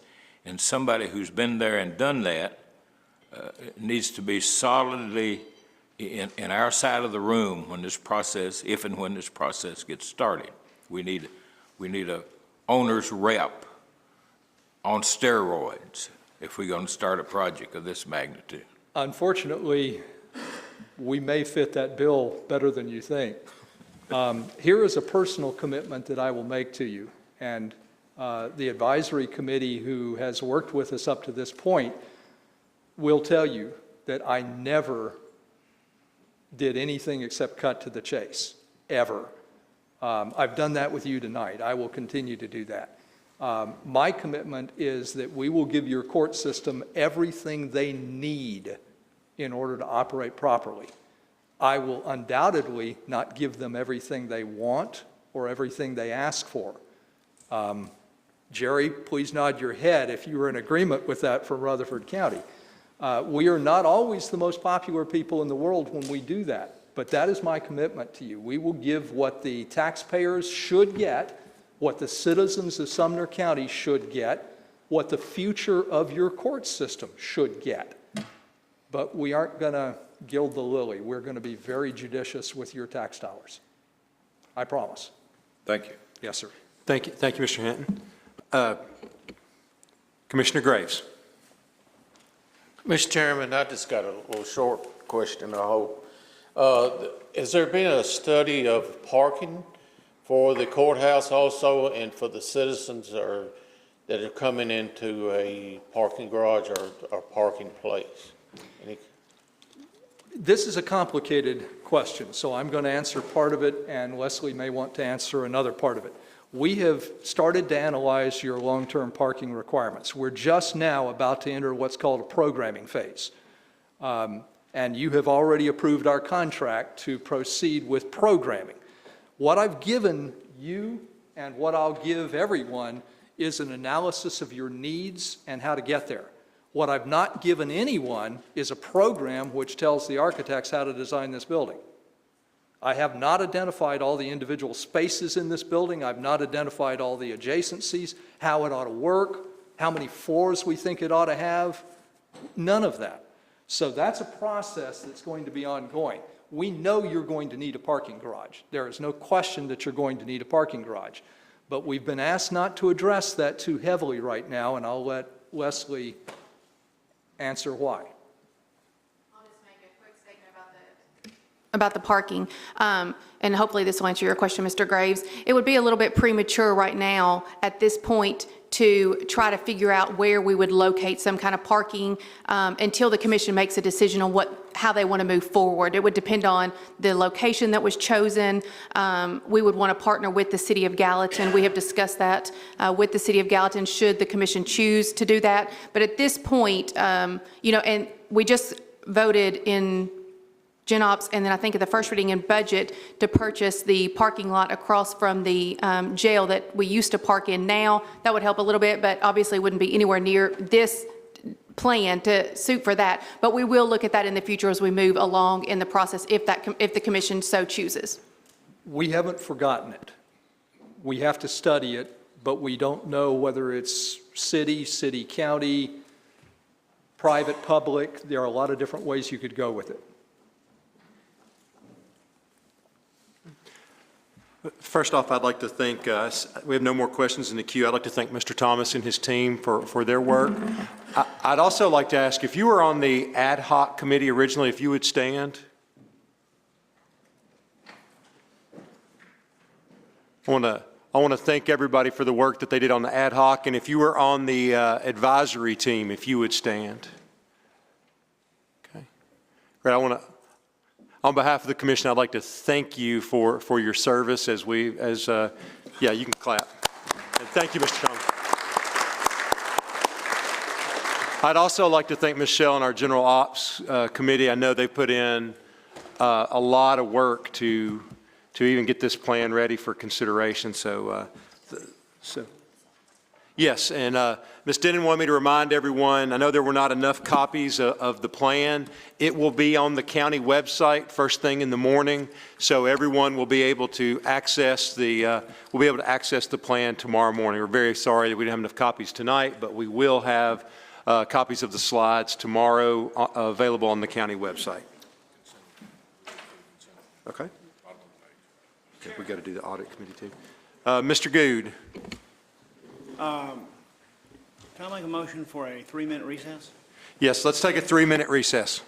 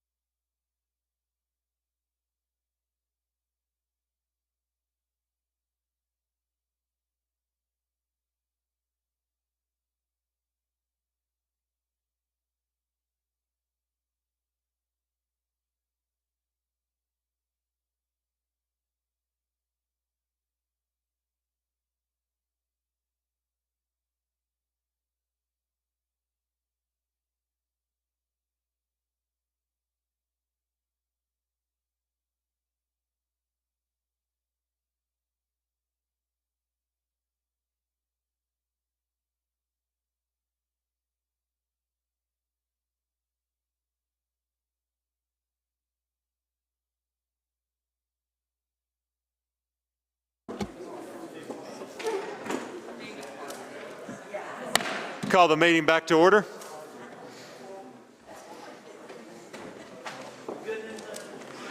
That was a long 3. We do the longest 3 minutes. It's 3 minutes somewhere. Yeah, yeah. We had a couple 20-second timeouts and a commercial timeout. All right.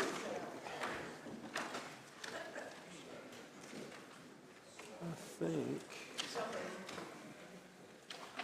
Let's see. Here comes Baker and Steve. Well, hang on, we got to do one other thing first. All right, I think Mr. Good wants to cue in. I think Mr. Good wants to cue in about audit. Oh, thank you, Mr. Chairman. Sorry. Can you push your button, Mr. Good? I got it. Formally? Yes, go ahead, Commissioner Good. Yeah, Mr. Chairman, this is just a report. Obviously, you couldn't be at our meeting earlier. We're have an audit committee that meets on average about quarterly, but really as called and as needed. We had our meeting today with the state auditor, with the audit committee, and just as all good news, we got a fabulous report from Mr. Long's. Obviously, in a multi-million-dollar budget, there's 1 or 2 things for housekeeping they always want a little bit better. And they won't grade you, as you know by law, but we got as good as grade as you can get from Mr. Bailey, which is from the State Audit's Office. So great news from Sumner County. Okay, thank you. And Commissioner Holt, and County Executive Mr. Holt, if you could pass on to Mr. Long our appreciation for his hard work, we would greatly appreciate that. Thank you, Mr. Good. And Mr. Pomeroy, you had a motion? Commissioner Pomeroy makes a motion to approve the consent agenda. Is there a second? Second by Commissioner Akins. All in favor say aye. Aye. Opposed? Motion passes unanimously. All right, your written reports from your county officials are on your desk. We have a big turnover here. We don't have Ms. Kemp here, so I need a motion for our notaries. Motion made by Commissioner Bill Taylor, seconded by Commissioner Baker Ring. Let's vote. Notary applications on the board. Each commissioner, please record your vote. 20 votes are entered. Anyone wishing to change your vote?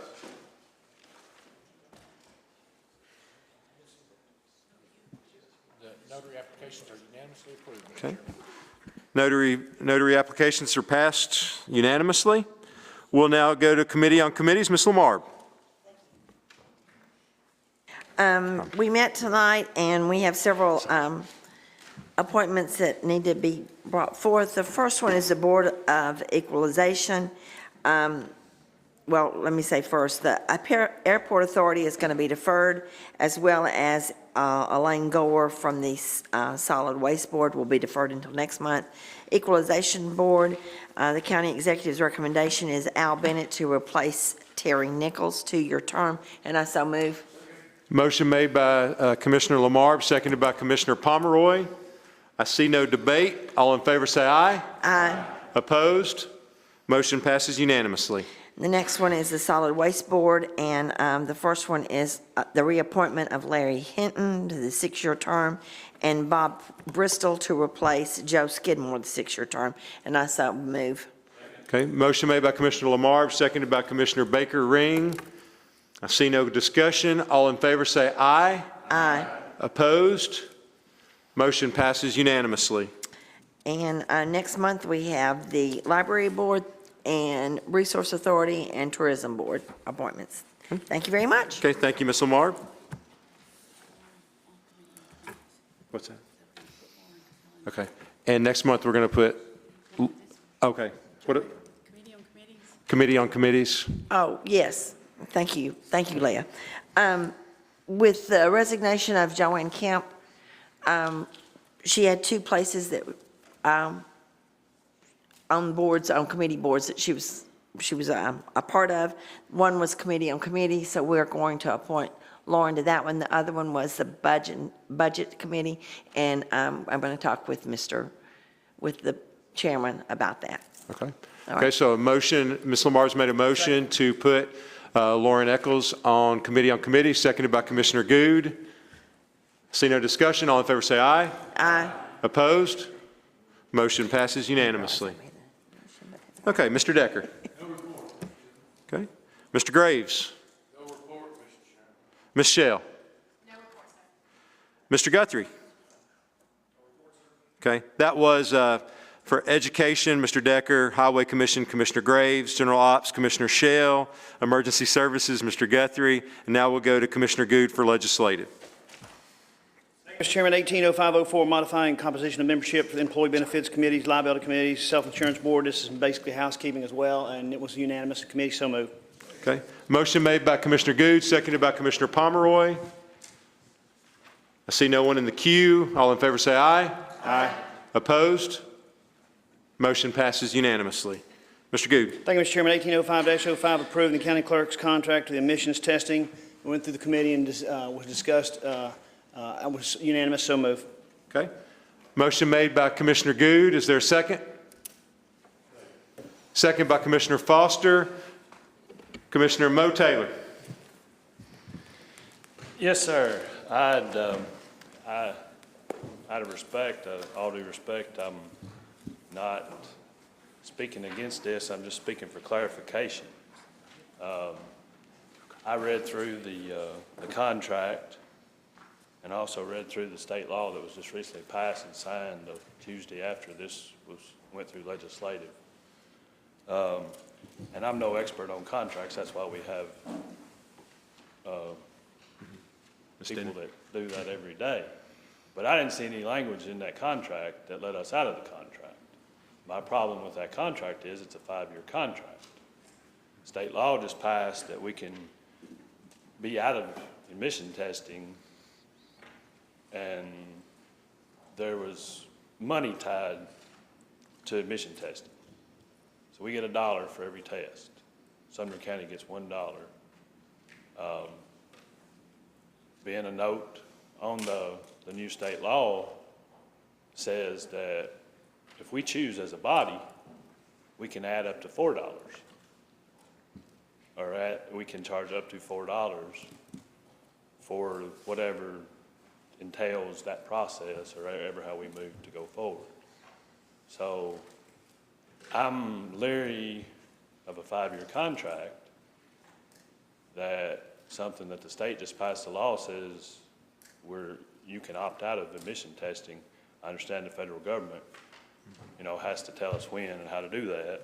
My understanding is we have to take steps as a county to say we want out of emission testing. So whatever those steps are, I'm ready to take them. Our contract ends June the 30th, my understanding. And the big problem with the contract that's before us tonight is 5 years. And I didn't read any language that says, hey, you can get out of it if something changes. Hey, it's null and void if state law does this or does that. So I will wait for some explanation and I'll take action if needed. Okay. Okay, thank you, Commissioner Taylor. I'm going to yield to our law director, and then we'll go to Mr. Gamenden after that. First of all, the state statute requires the federal government and the state government to promulgate rules as to how you ask to get out. I don't know what the timeline is for that. Hang on 1 second, Ms. Dennon. Oh, no, it's still blinking. There we go. Okay. As of yet, I don't have a timeline for how long that will take.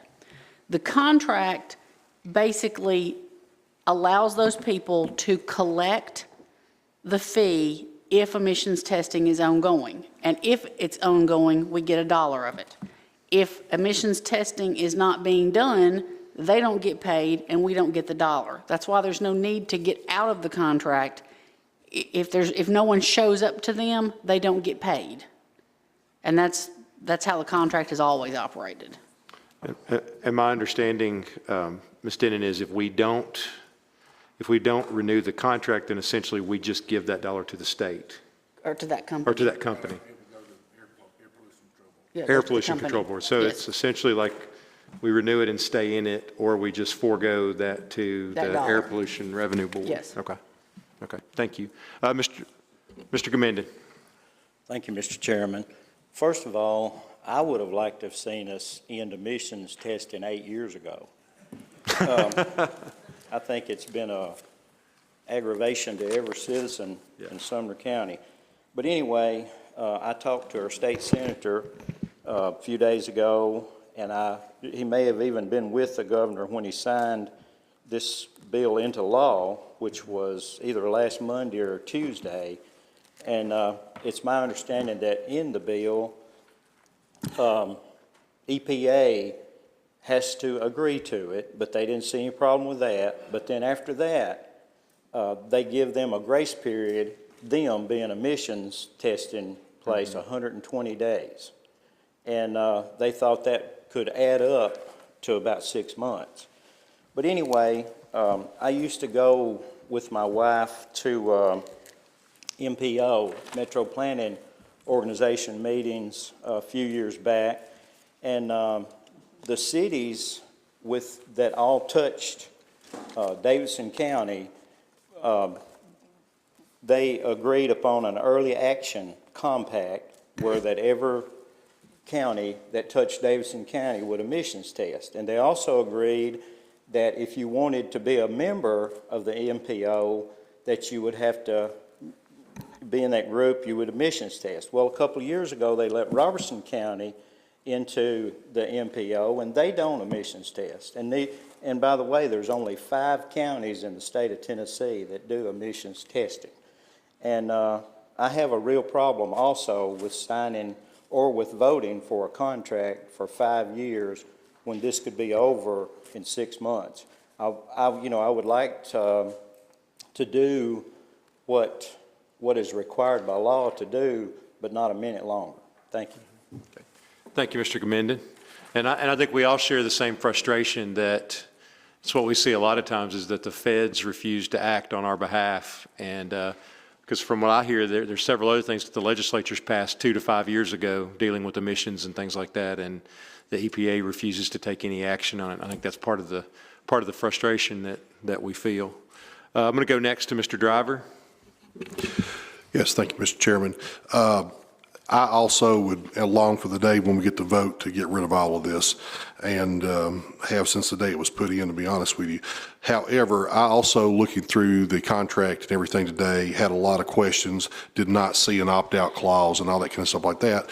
So I made phone calls today to several people. I've spoken to several folks since I've been here, and hopefully I can clear up a little bit about what this contract is about. And I'm going to address these questions to Ms. Denon down here. First of all, if we do not pass this tonight, testing will continue regardless. So whether we pass this tonight or not has nothing to do with testing is going to happen. Okay? But the difference is we will not collect the dollar per car that goes to our county that I think is going to be about $130,000 this year.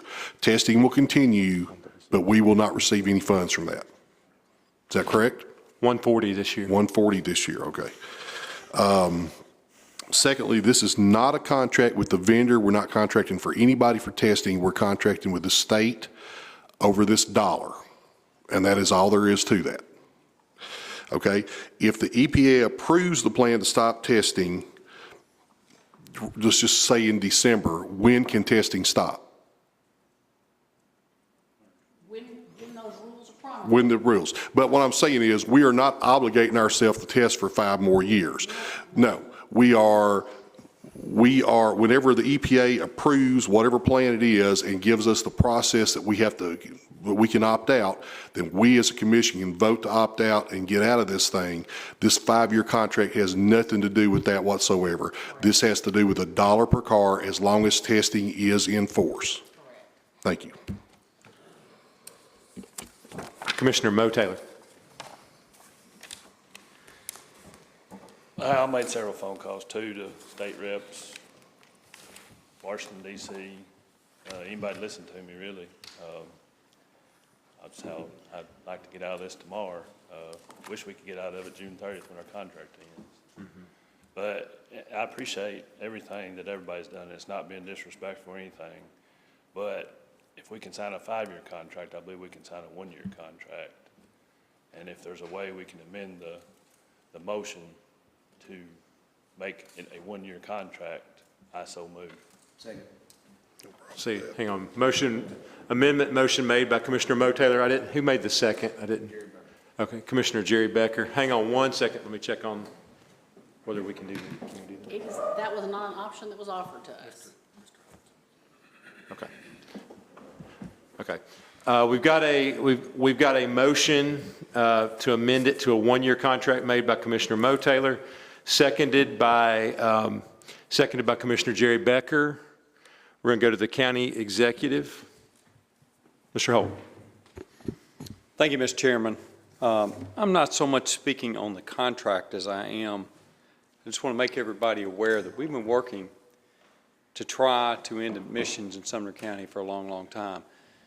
I can't remember, and I'm just doing this for reference, I think the only commissioner that probably served at the time we had to pass admission testing may have been Mr. Hyde. I don't know if you were on their board or not.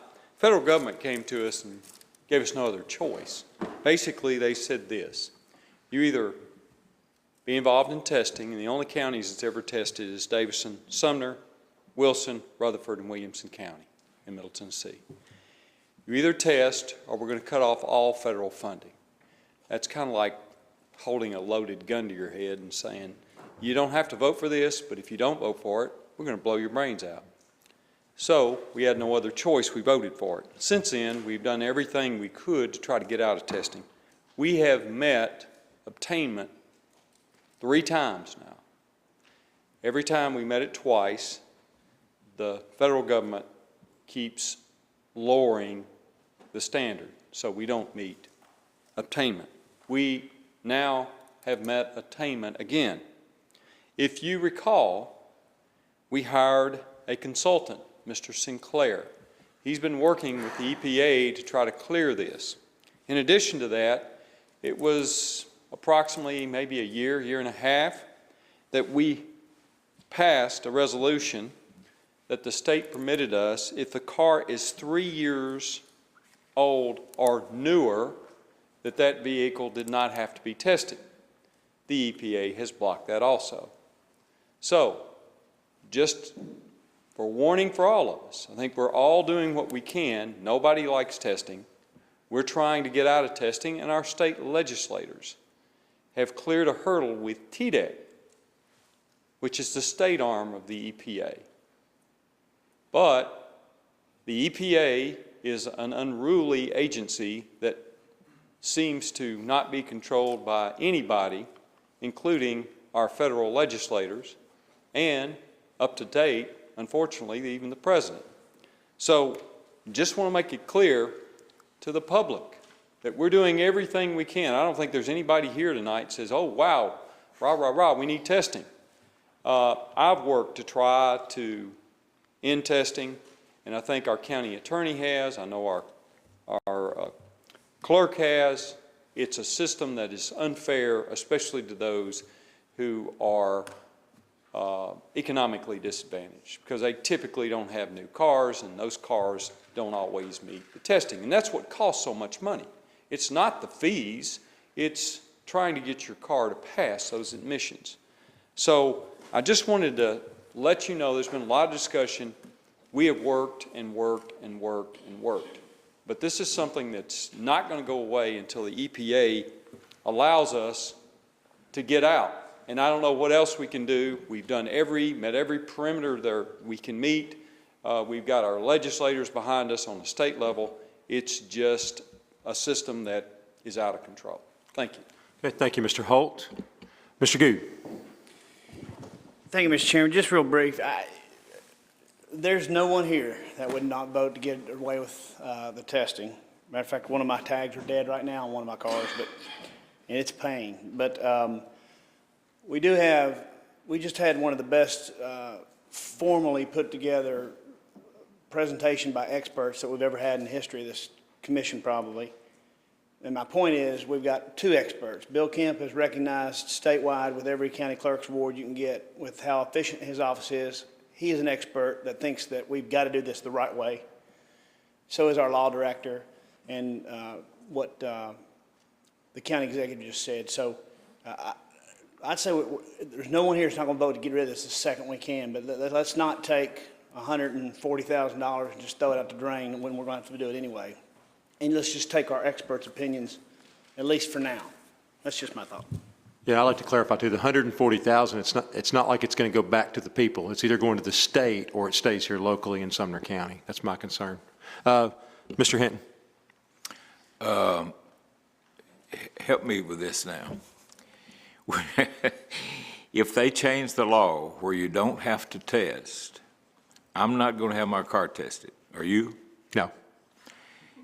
If I went over there and give them the money without having to, they'd send us $1. Yes. But I'm not going. I don't care how long a contract they got to test cars. I'm not going to go over and do mine. If they tell me I don't have to, I'm quitting. They ain't going to get $6 and you ain't going to get my $1. Mr. Hinton, I'll take your $1 and I'll look at your mileage after. So it don't make a bit of difference if we got a 50-year contract with these people to test cars. If nobody goes by to get them tested, there ain't gonna be no dollars and no $6, and we ain't, that's it. They'll have a contract, it won't make them a penny. So it don't make no difference what we do. Yes, sir. We ain't gonna have our cars tested if they tell us we don't have to. Probably and not. And ain't nobody gonna be handling no money. Thank you, Mr. Hinton. Mr. Graves.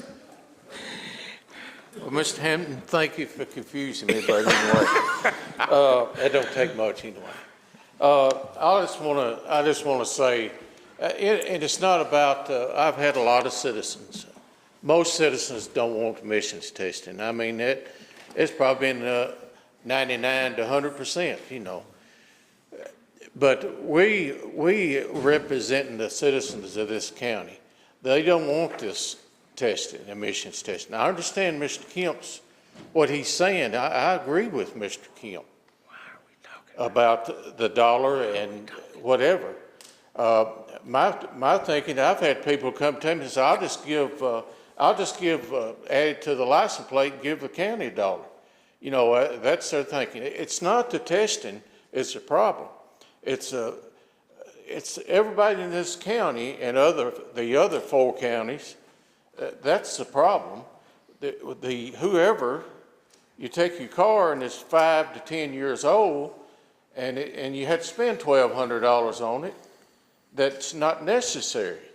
We're in compliance. It's things that they work on that is not mechanically. It's some of the emissions stuff they put on these cars, where we're in compliance in this county. Now.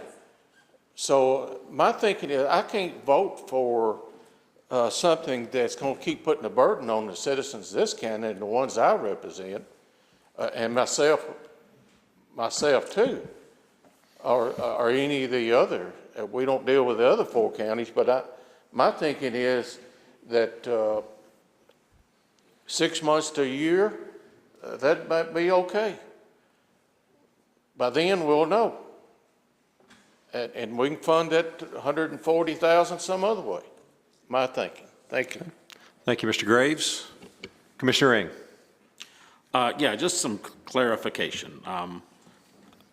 The amendment is to make this a 1-year contract as opposed to a 5-year contract. Yes. Is that correct? Okay, Mr. Kemp said or Ms. Denon said that was not proposed as an option.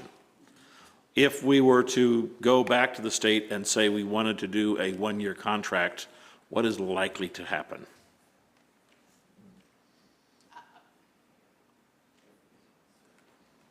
I don't know. Okay. But you got to remember, look at this from the reverse. Keep us your button, Ms. Denon. The reason why the state is proposing a 5-year contract is because they don't want to have to renegotiate that $1 Every year. if emissions testing does not end. That's the mindset behind that. So, but just one more clarification. So I believe I heard it said that if the federal government and the state get together and say we don't have to test as of, let's say, just August 1st, 2019, then this can get torn up and or this is only good for those people who voluntarily want to go be tested. Is that correct? That'd be a good way to put it, yes, sir. So if you voluntarily, if you're the 1% that voluntarily wants to get your car tested, then you can do so upon that, when that happens. But otherwise, And we get $1. and we get $1 from them. Thank you very much. Okay, just clarifying. Thank you. Okay. Mr. Pomeroy. I'm working, the people have spoken that they don't like my bluntness, so, but I would like to call for the question instead of continuing to go around this go-around. Okay, Mr. Pomeroy has called the question. Is there a second? I believe, do we Several not have seconds. to? So I'll go with Ms. Lamar with the second. Do we not have to vote down, or We do have to vote. the amendment first, and then we can? No, vote on. Okay. You called the question on the amendment. Okay, just whatever gets it over, Mr. Chairman. Okay. There was a second, so I think Yeah, we had a have to. second on the amendment. The amendment is, hang on, everybody. The amendment is on the floor. Mr. Pomeroy has called the question for debate on the amendment. Correct. That was properly seconded by Ms. Lamar, so we'll now vote on the call for the question. Yes. Just so everybody knows, that's for the amendment of the 1-year thing, or Yes, whatever that is. that's for the amendment. The call for question is on the board. Each commissioner, please record your vote. So we vote against that. No? I don't want to, we're calling the question. I'm delusional because I feel like we were on Groundhog's Day. All right, having received 18 votes, the call for question is approved. We are now ready to vote on the amendment, which would move the contract to 1 year. The amendment Okay. is... Oh, I'm sorry. Go ahead, Mr. Chairman. I just wanted to clarify, the amendment is to try to move the contract to 1 year. Sorry, Mr. Chairman. The amendment's on the board. Each commissioner, please record your vote.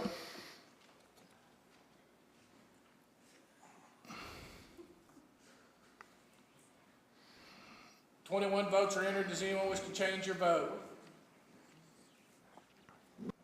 The amendment fails to carry with 7 affirmative votes. We're back on the main motion. Ms. Kruger.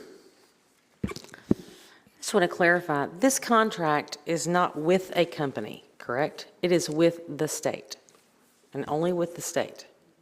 That's correct. And so if there was, it seems like once the statewide, we are able to go, because the whole state is being held up, well, the whole state, the 5 counties that are doing emissions testing are all being held up by the same issue with the federal government.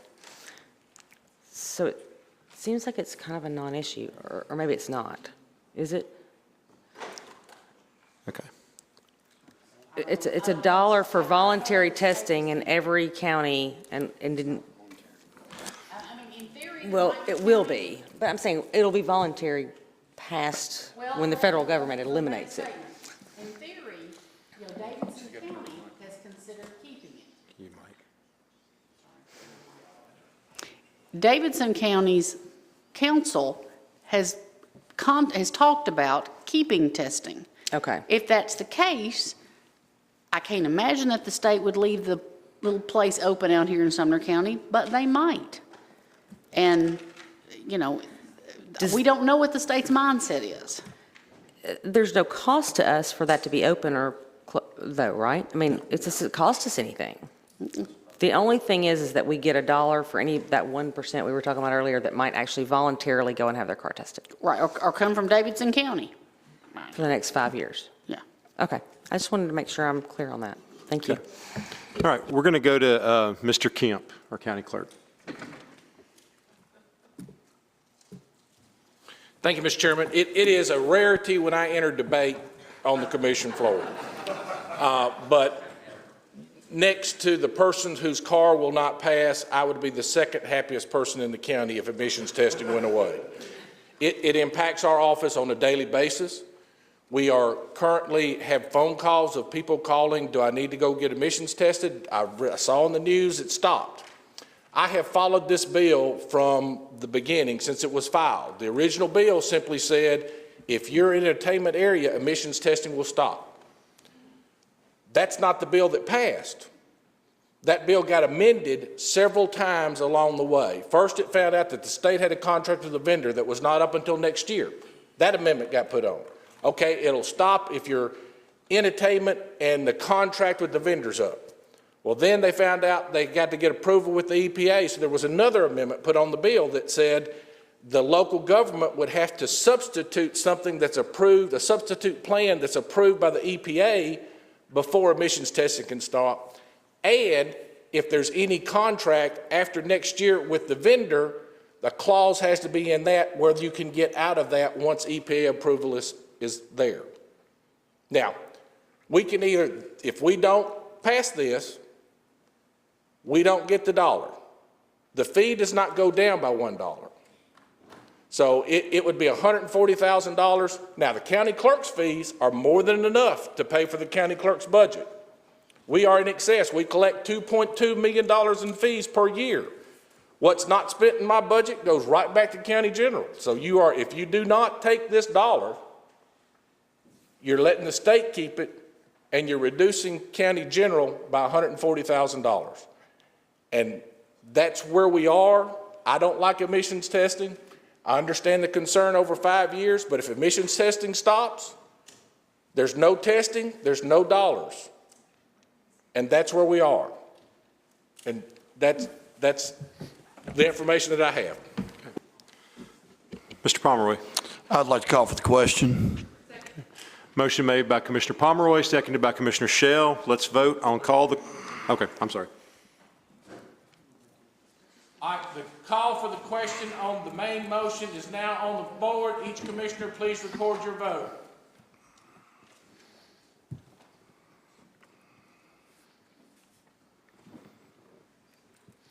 $21 votes are entered. Does anyone wish to change your vote? With 17 affirmative votes, the call for the question is approved. We are now back on the main motion, which is 180505. Since we've had some gymnastics on this, let me restate what the amendment is. The amendment is to, excuse me. First, let me fix myself, and then I'll talk about what the resolution is. The resolution is to enter into a 5-year contract to get $1 from the fees collected for emissions as long as emissions are tested in Sumner County. Resolution is on the board. Each commissioner, please record your vote.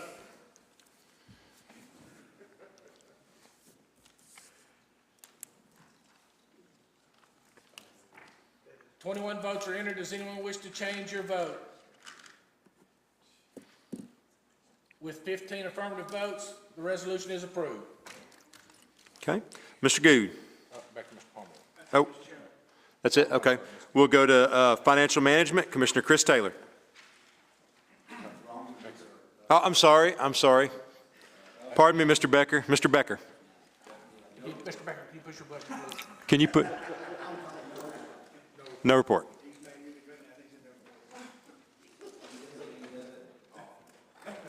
I apologize, Mr. Becker. We'll go to budget to Mr. Pomeroy. Yes, budget met on our regular scheduled time this month, and tried to spend dollars that were coming in, even though we have heard recently that you can get more services without dollars. But we will be meeting to see if we can prove that on June 8th. Will be the final budget workshop meeting of the year. So June 8th, is that at 2:30, Ms. Denny? Or 8 o'clock? 8 a.m. On June 8th. So I encourage anybody who wants to come. That's when we will be hopefully voting to present the budget that will come before the entire commission on June 17th, I believe, are the dates. So anybody wants to come, 8 a.m. June 8th, we will go over that. 1805-06, appropriating $19,968 from general unassigned fund balance for health and dental insurance shortages in the archives due to retirement. And I so move. Motion made by Commissioner Pomeroy. Second by Commissioner Lamarbe. I see no one in the queue. Let's vote. Resolution is on the board. Each commissioner, please record your vote.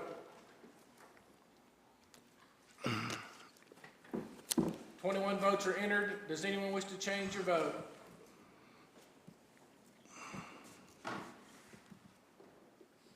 With 20 affirmative votes, the resolution is approved on first and final reading. Mr. Pomeroy. Thank you, Mr. Chairman. 1805-07, appropriating $39,470.06 for reimbursement for state inmate medical bills for the Sheriff's Office. I so move. Motion made by Commissioner Pomeroy, seconded by Commissioner Driver. Let's vote. Resolution is on the board. Each commissioner, please record your vote. 19 votes are entered. Anyone not voting wishing to vote? Anyone wishing to change your vote? With 20 affirmative votes, resolution is approved on first and final reading.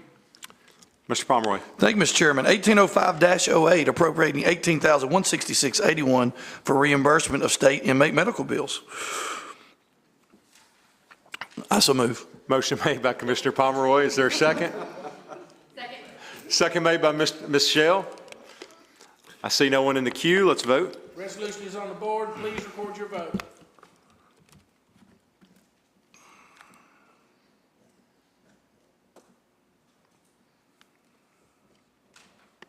Twenty-two votes are entered. Does anyone wish to change your vote? 22 affirmative votes. Resolution is approved on first and final reading. Okay. Mr. Pomeroy. Thank you, Mr. Chairman. 1805-09, appropriating $10,000 nonprofit contribution to Mary's Magical Place for the purchase of park benches with anti-smoking message for the Sumner County Health Department, and I so move. Motion made by Commissioner Pomeroy, seconded by Commissioner Lamarb. Let's vote. Oh, I'm sorry, Mr. Ring. Yeah, I just had a question. It appears from the packet that that money comes from a tobacco fund. Is that correct? Anti-tobacco fund?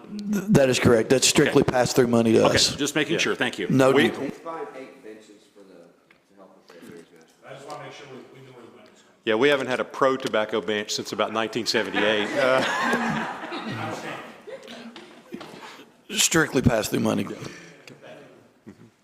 Let's vote. Resolution is on the board. Each commissioner, please record your vote. 22 votes are entered. Does anyone wish to change your vote?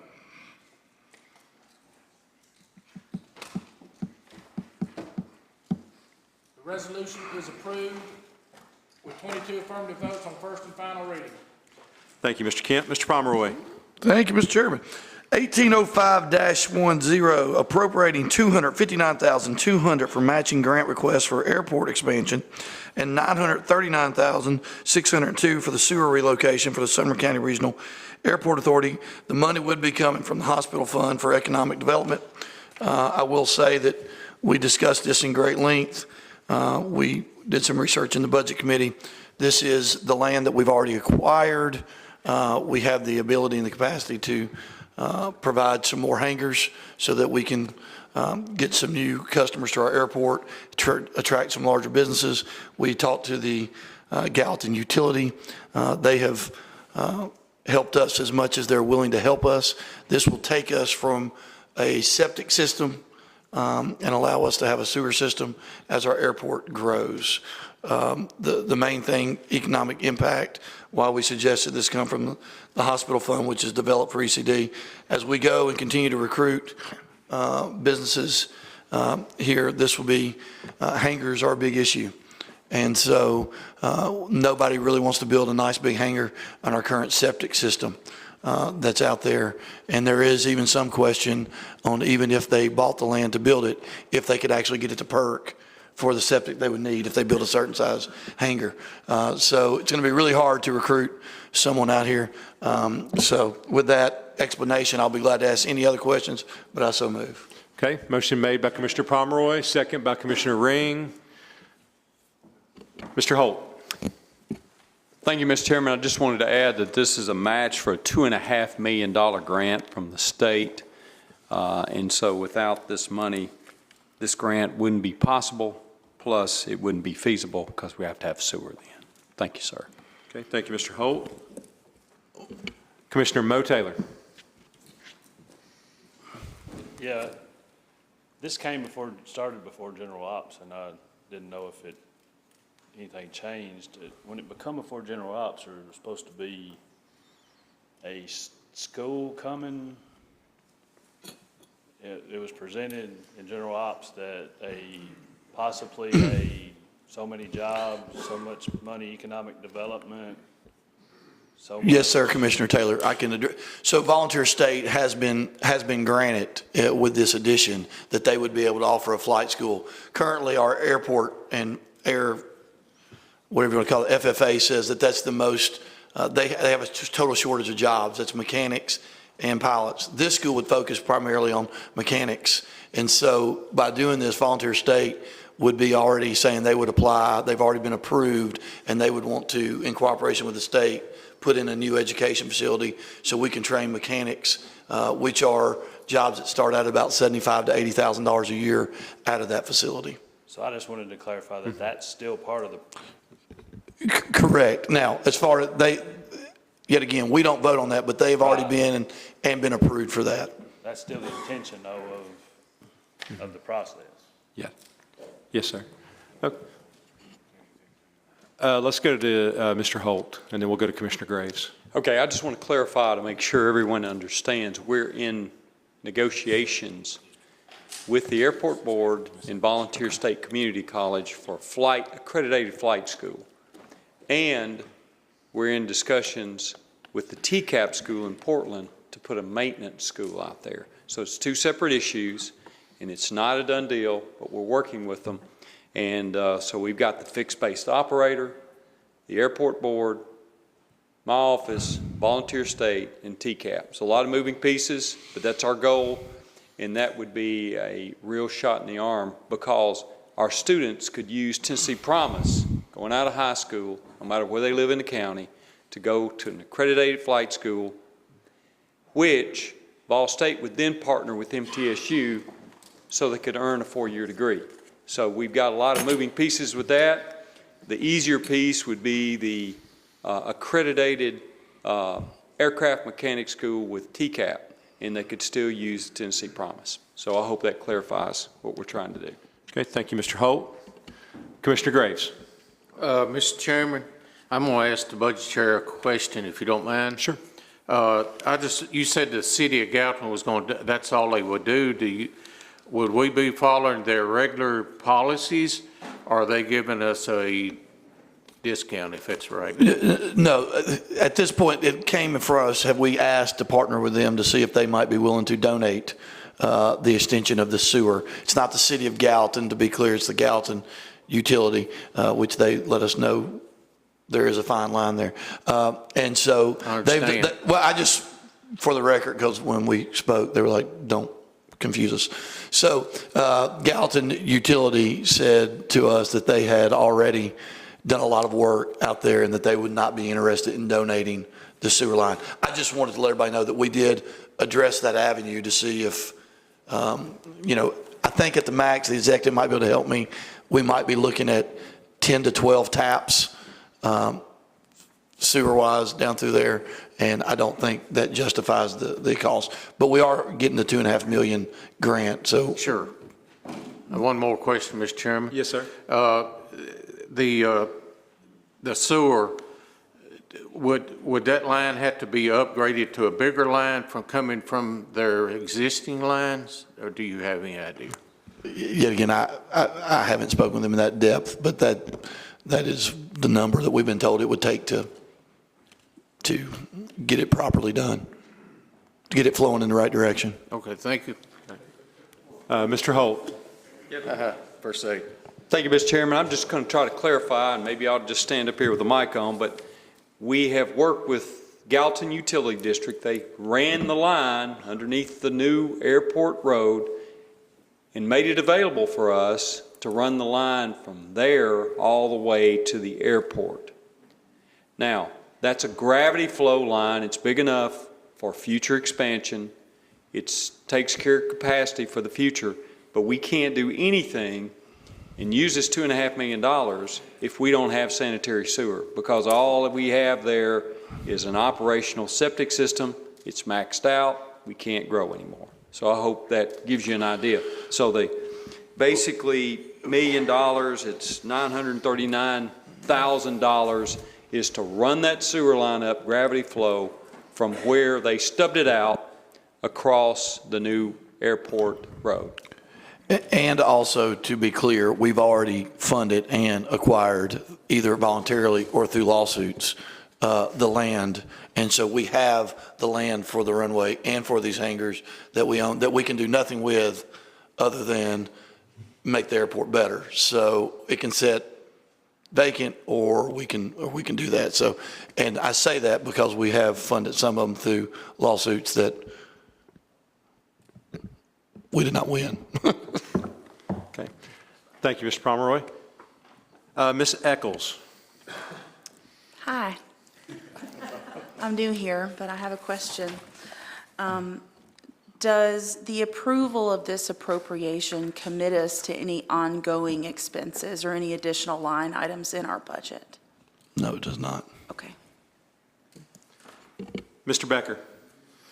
There's a question about the hospital fund balance. So if we approve the 1.2 million, what's the remaining balance in that fund right now? Roughly about 9.7, is that correct, Mr. Lawing?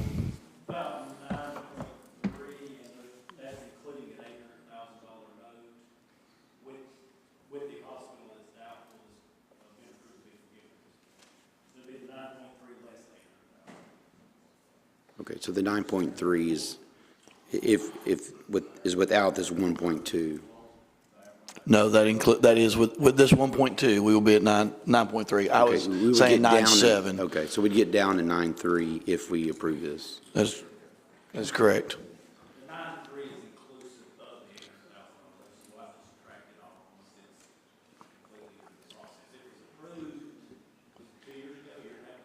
Mm-hmm.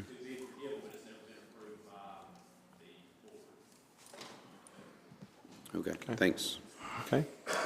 Mr. Gamindon.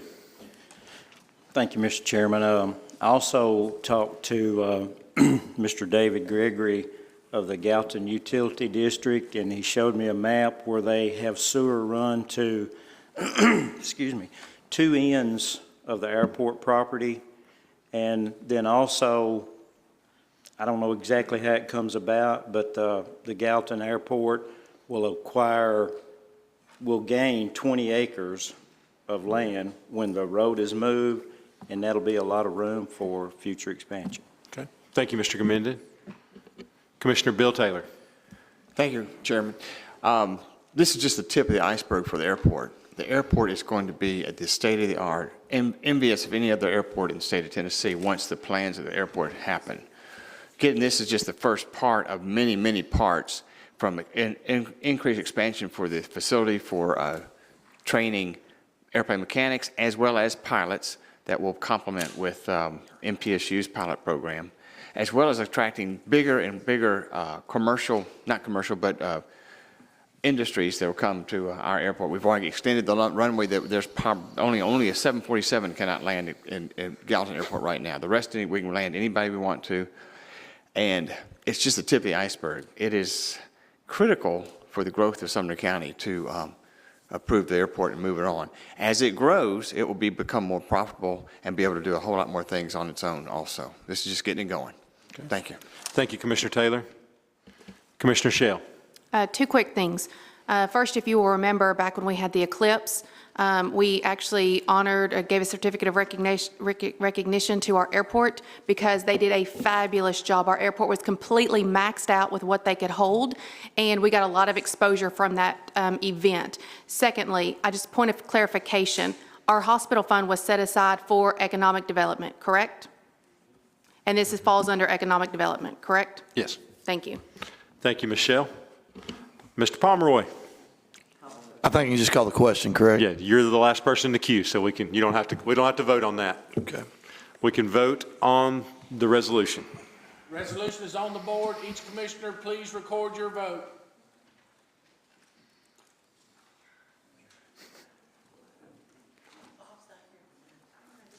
Okay. 22 votes are entered. Does anyone wish to change your vote?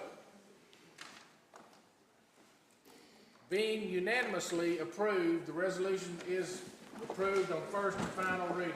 Ms. Lamar. Adjourn, please. Motion is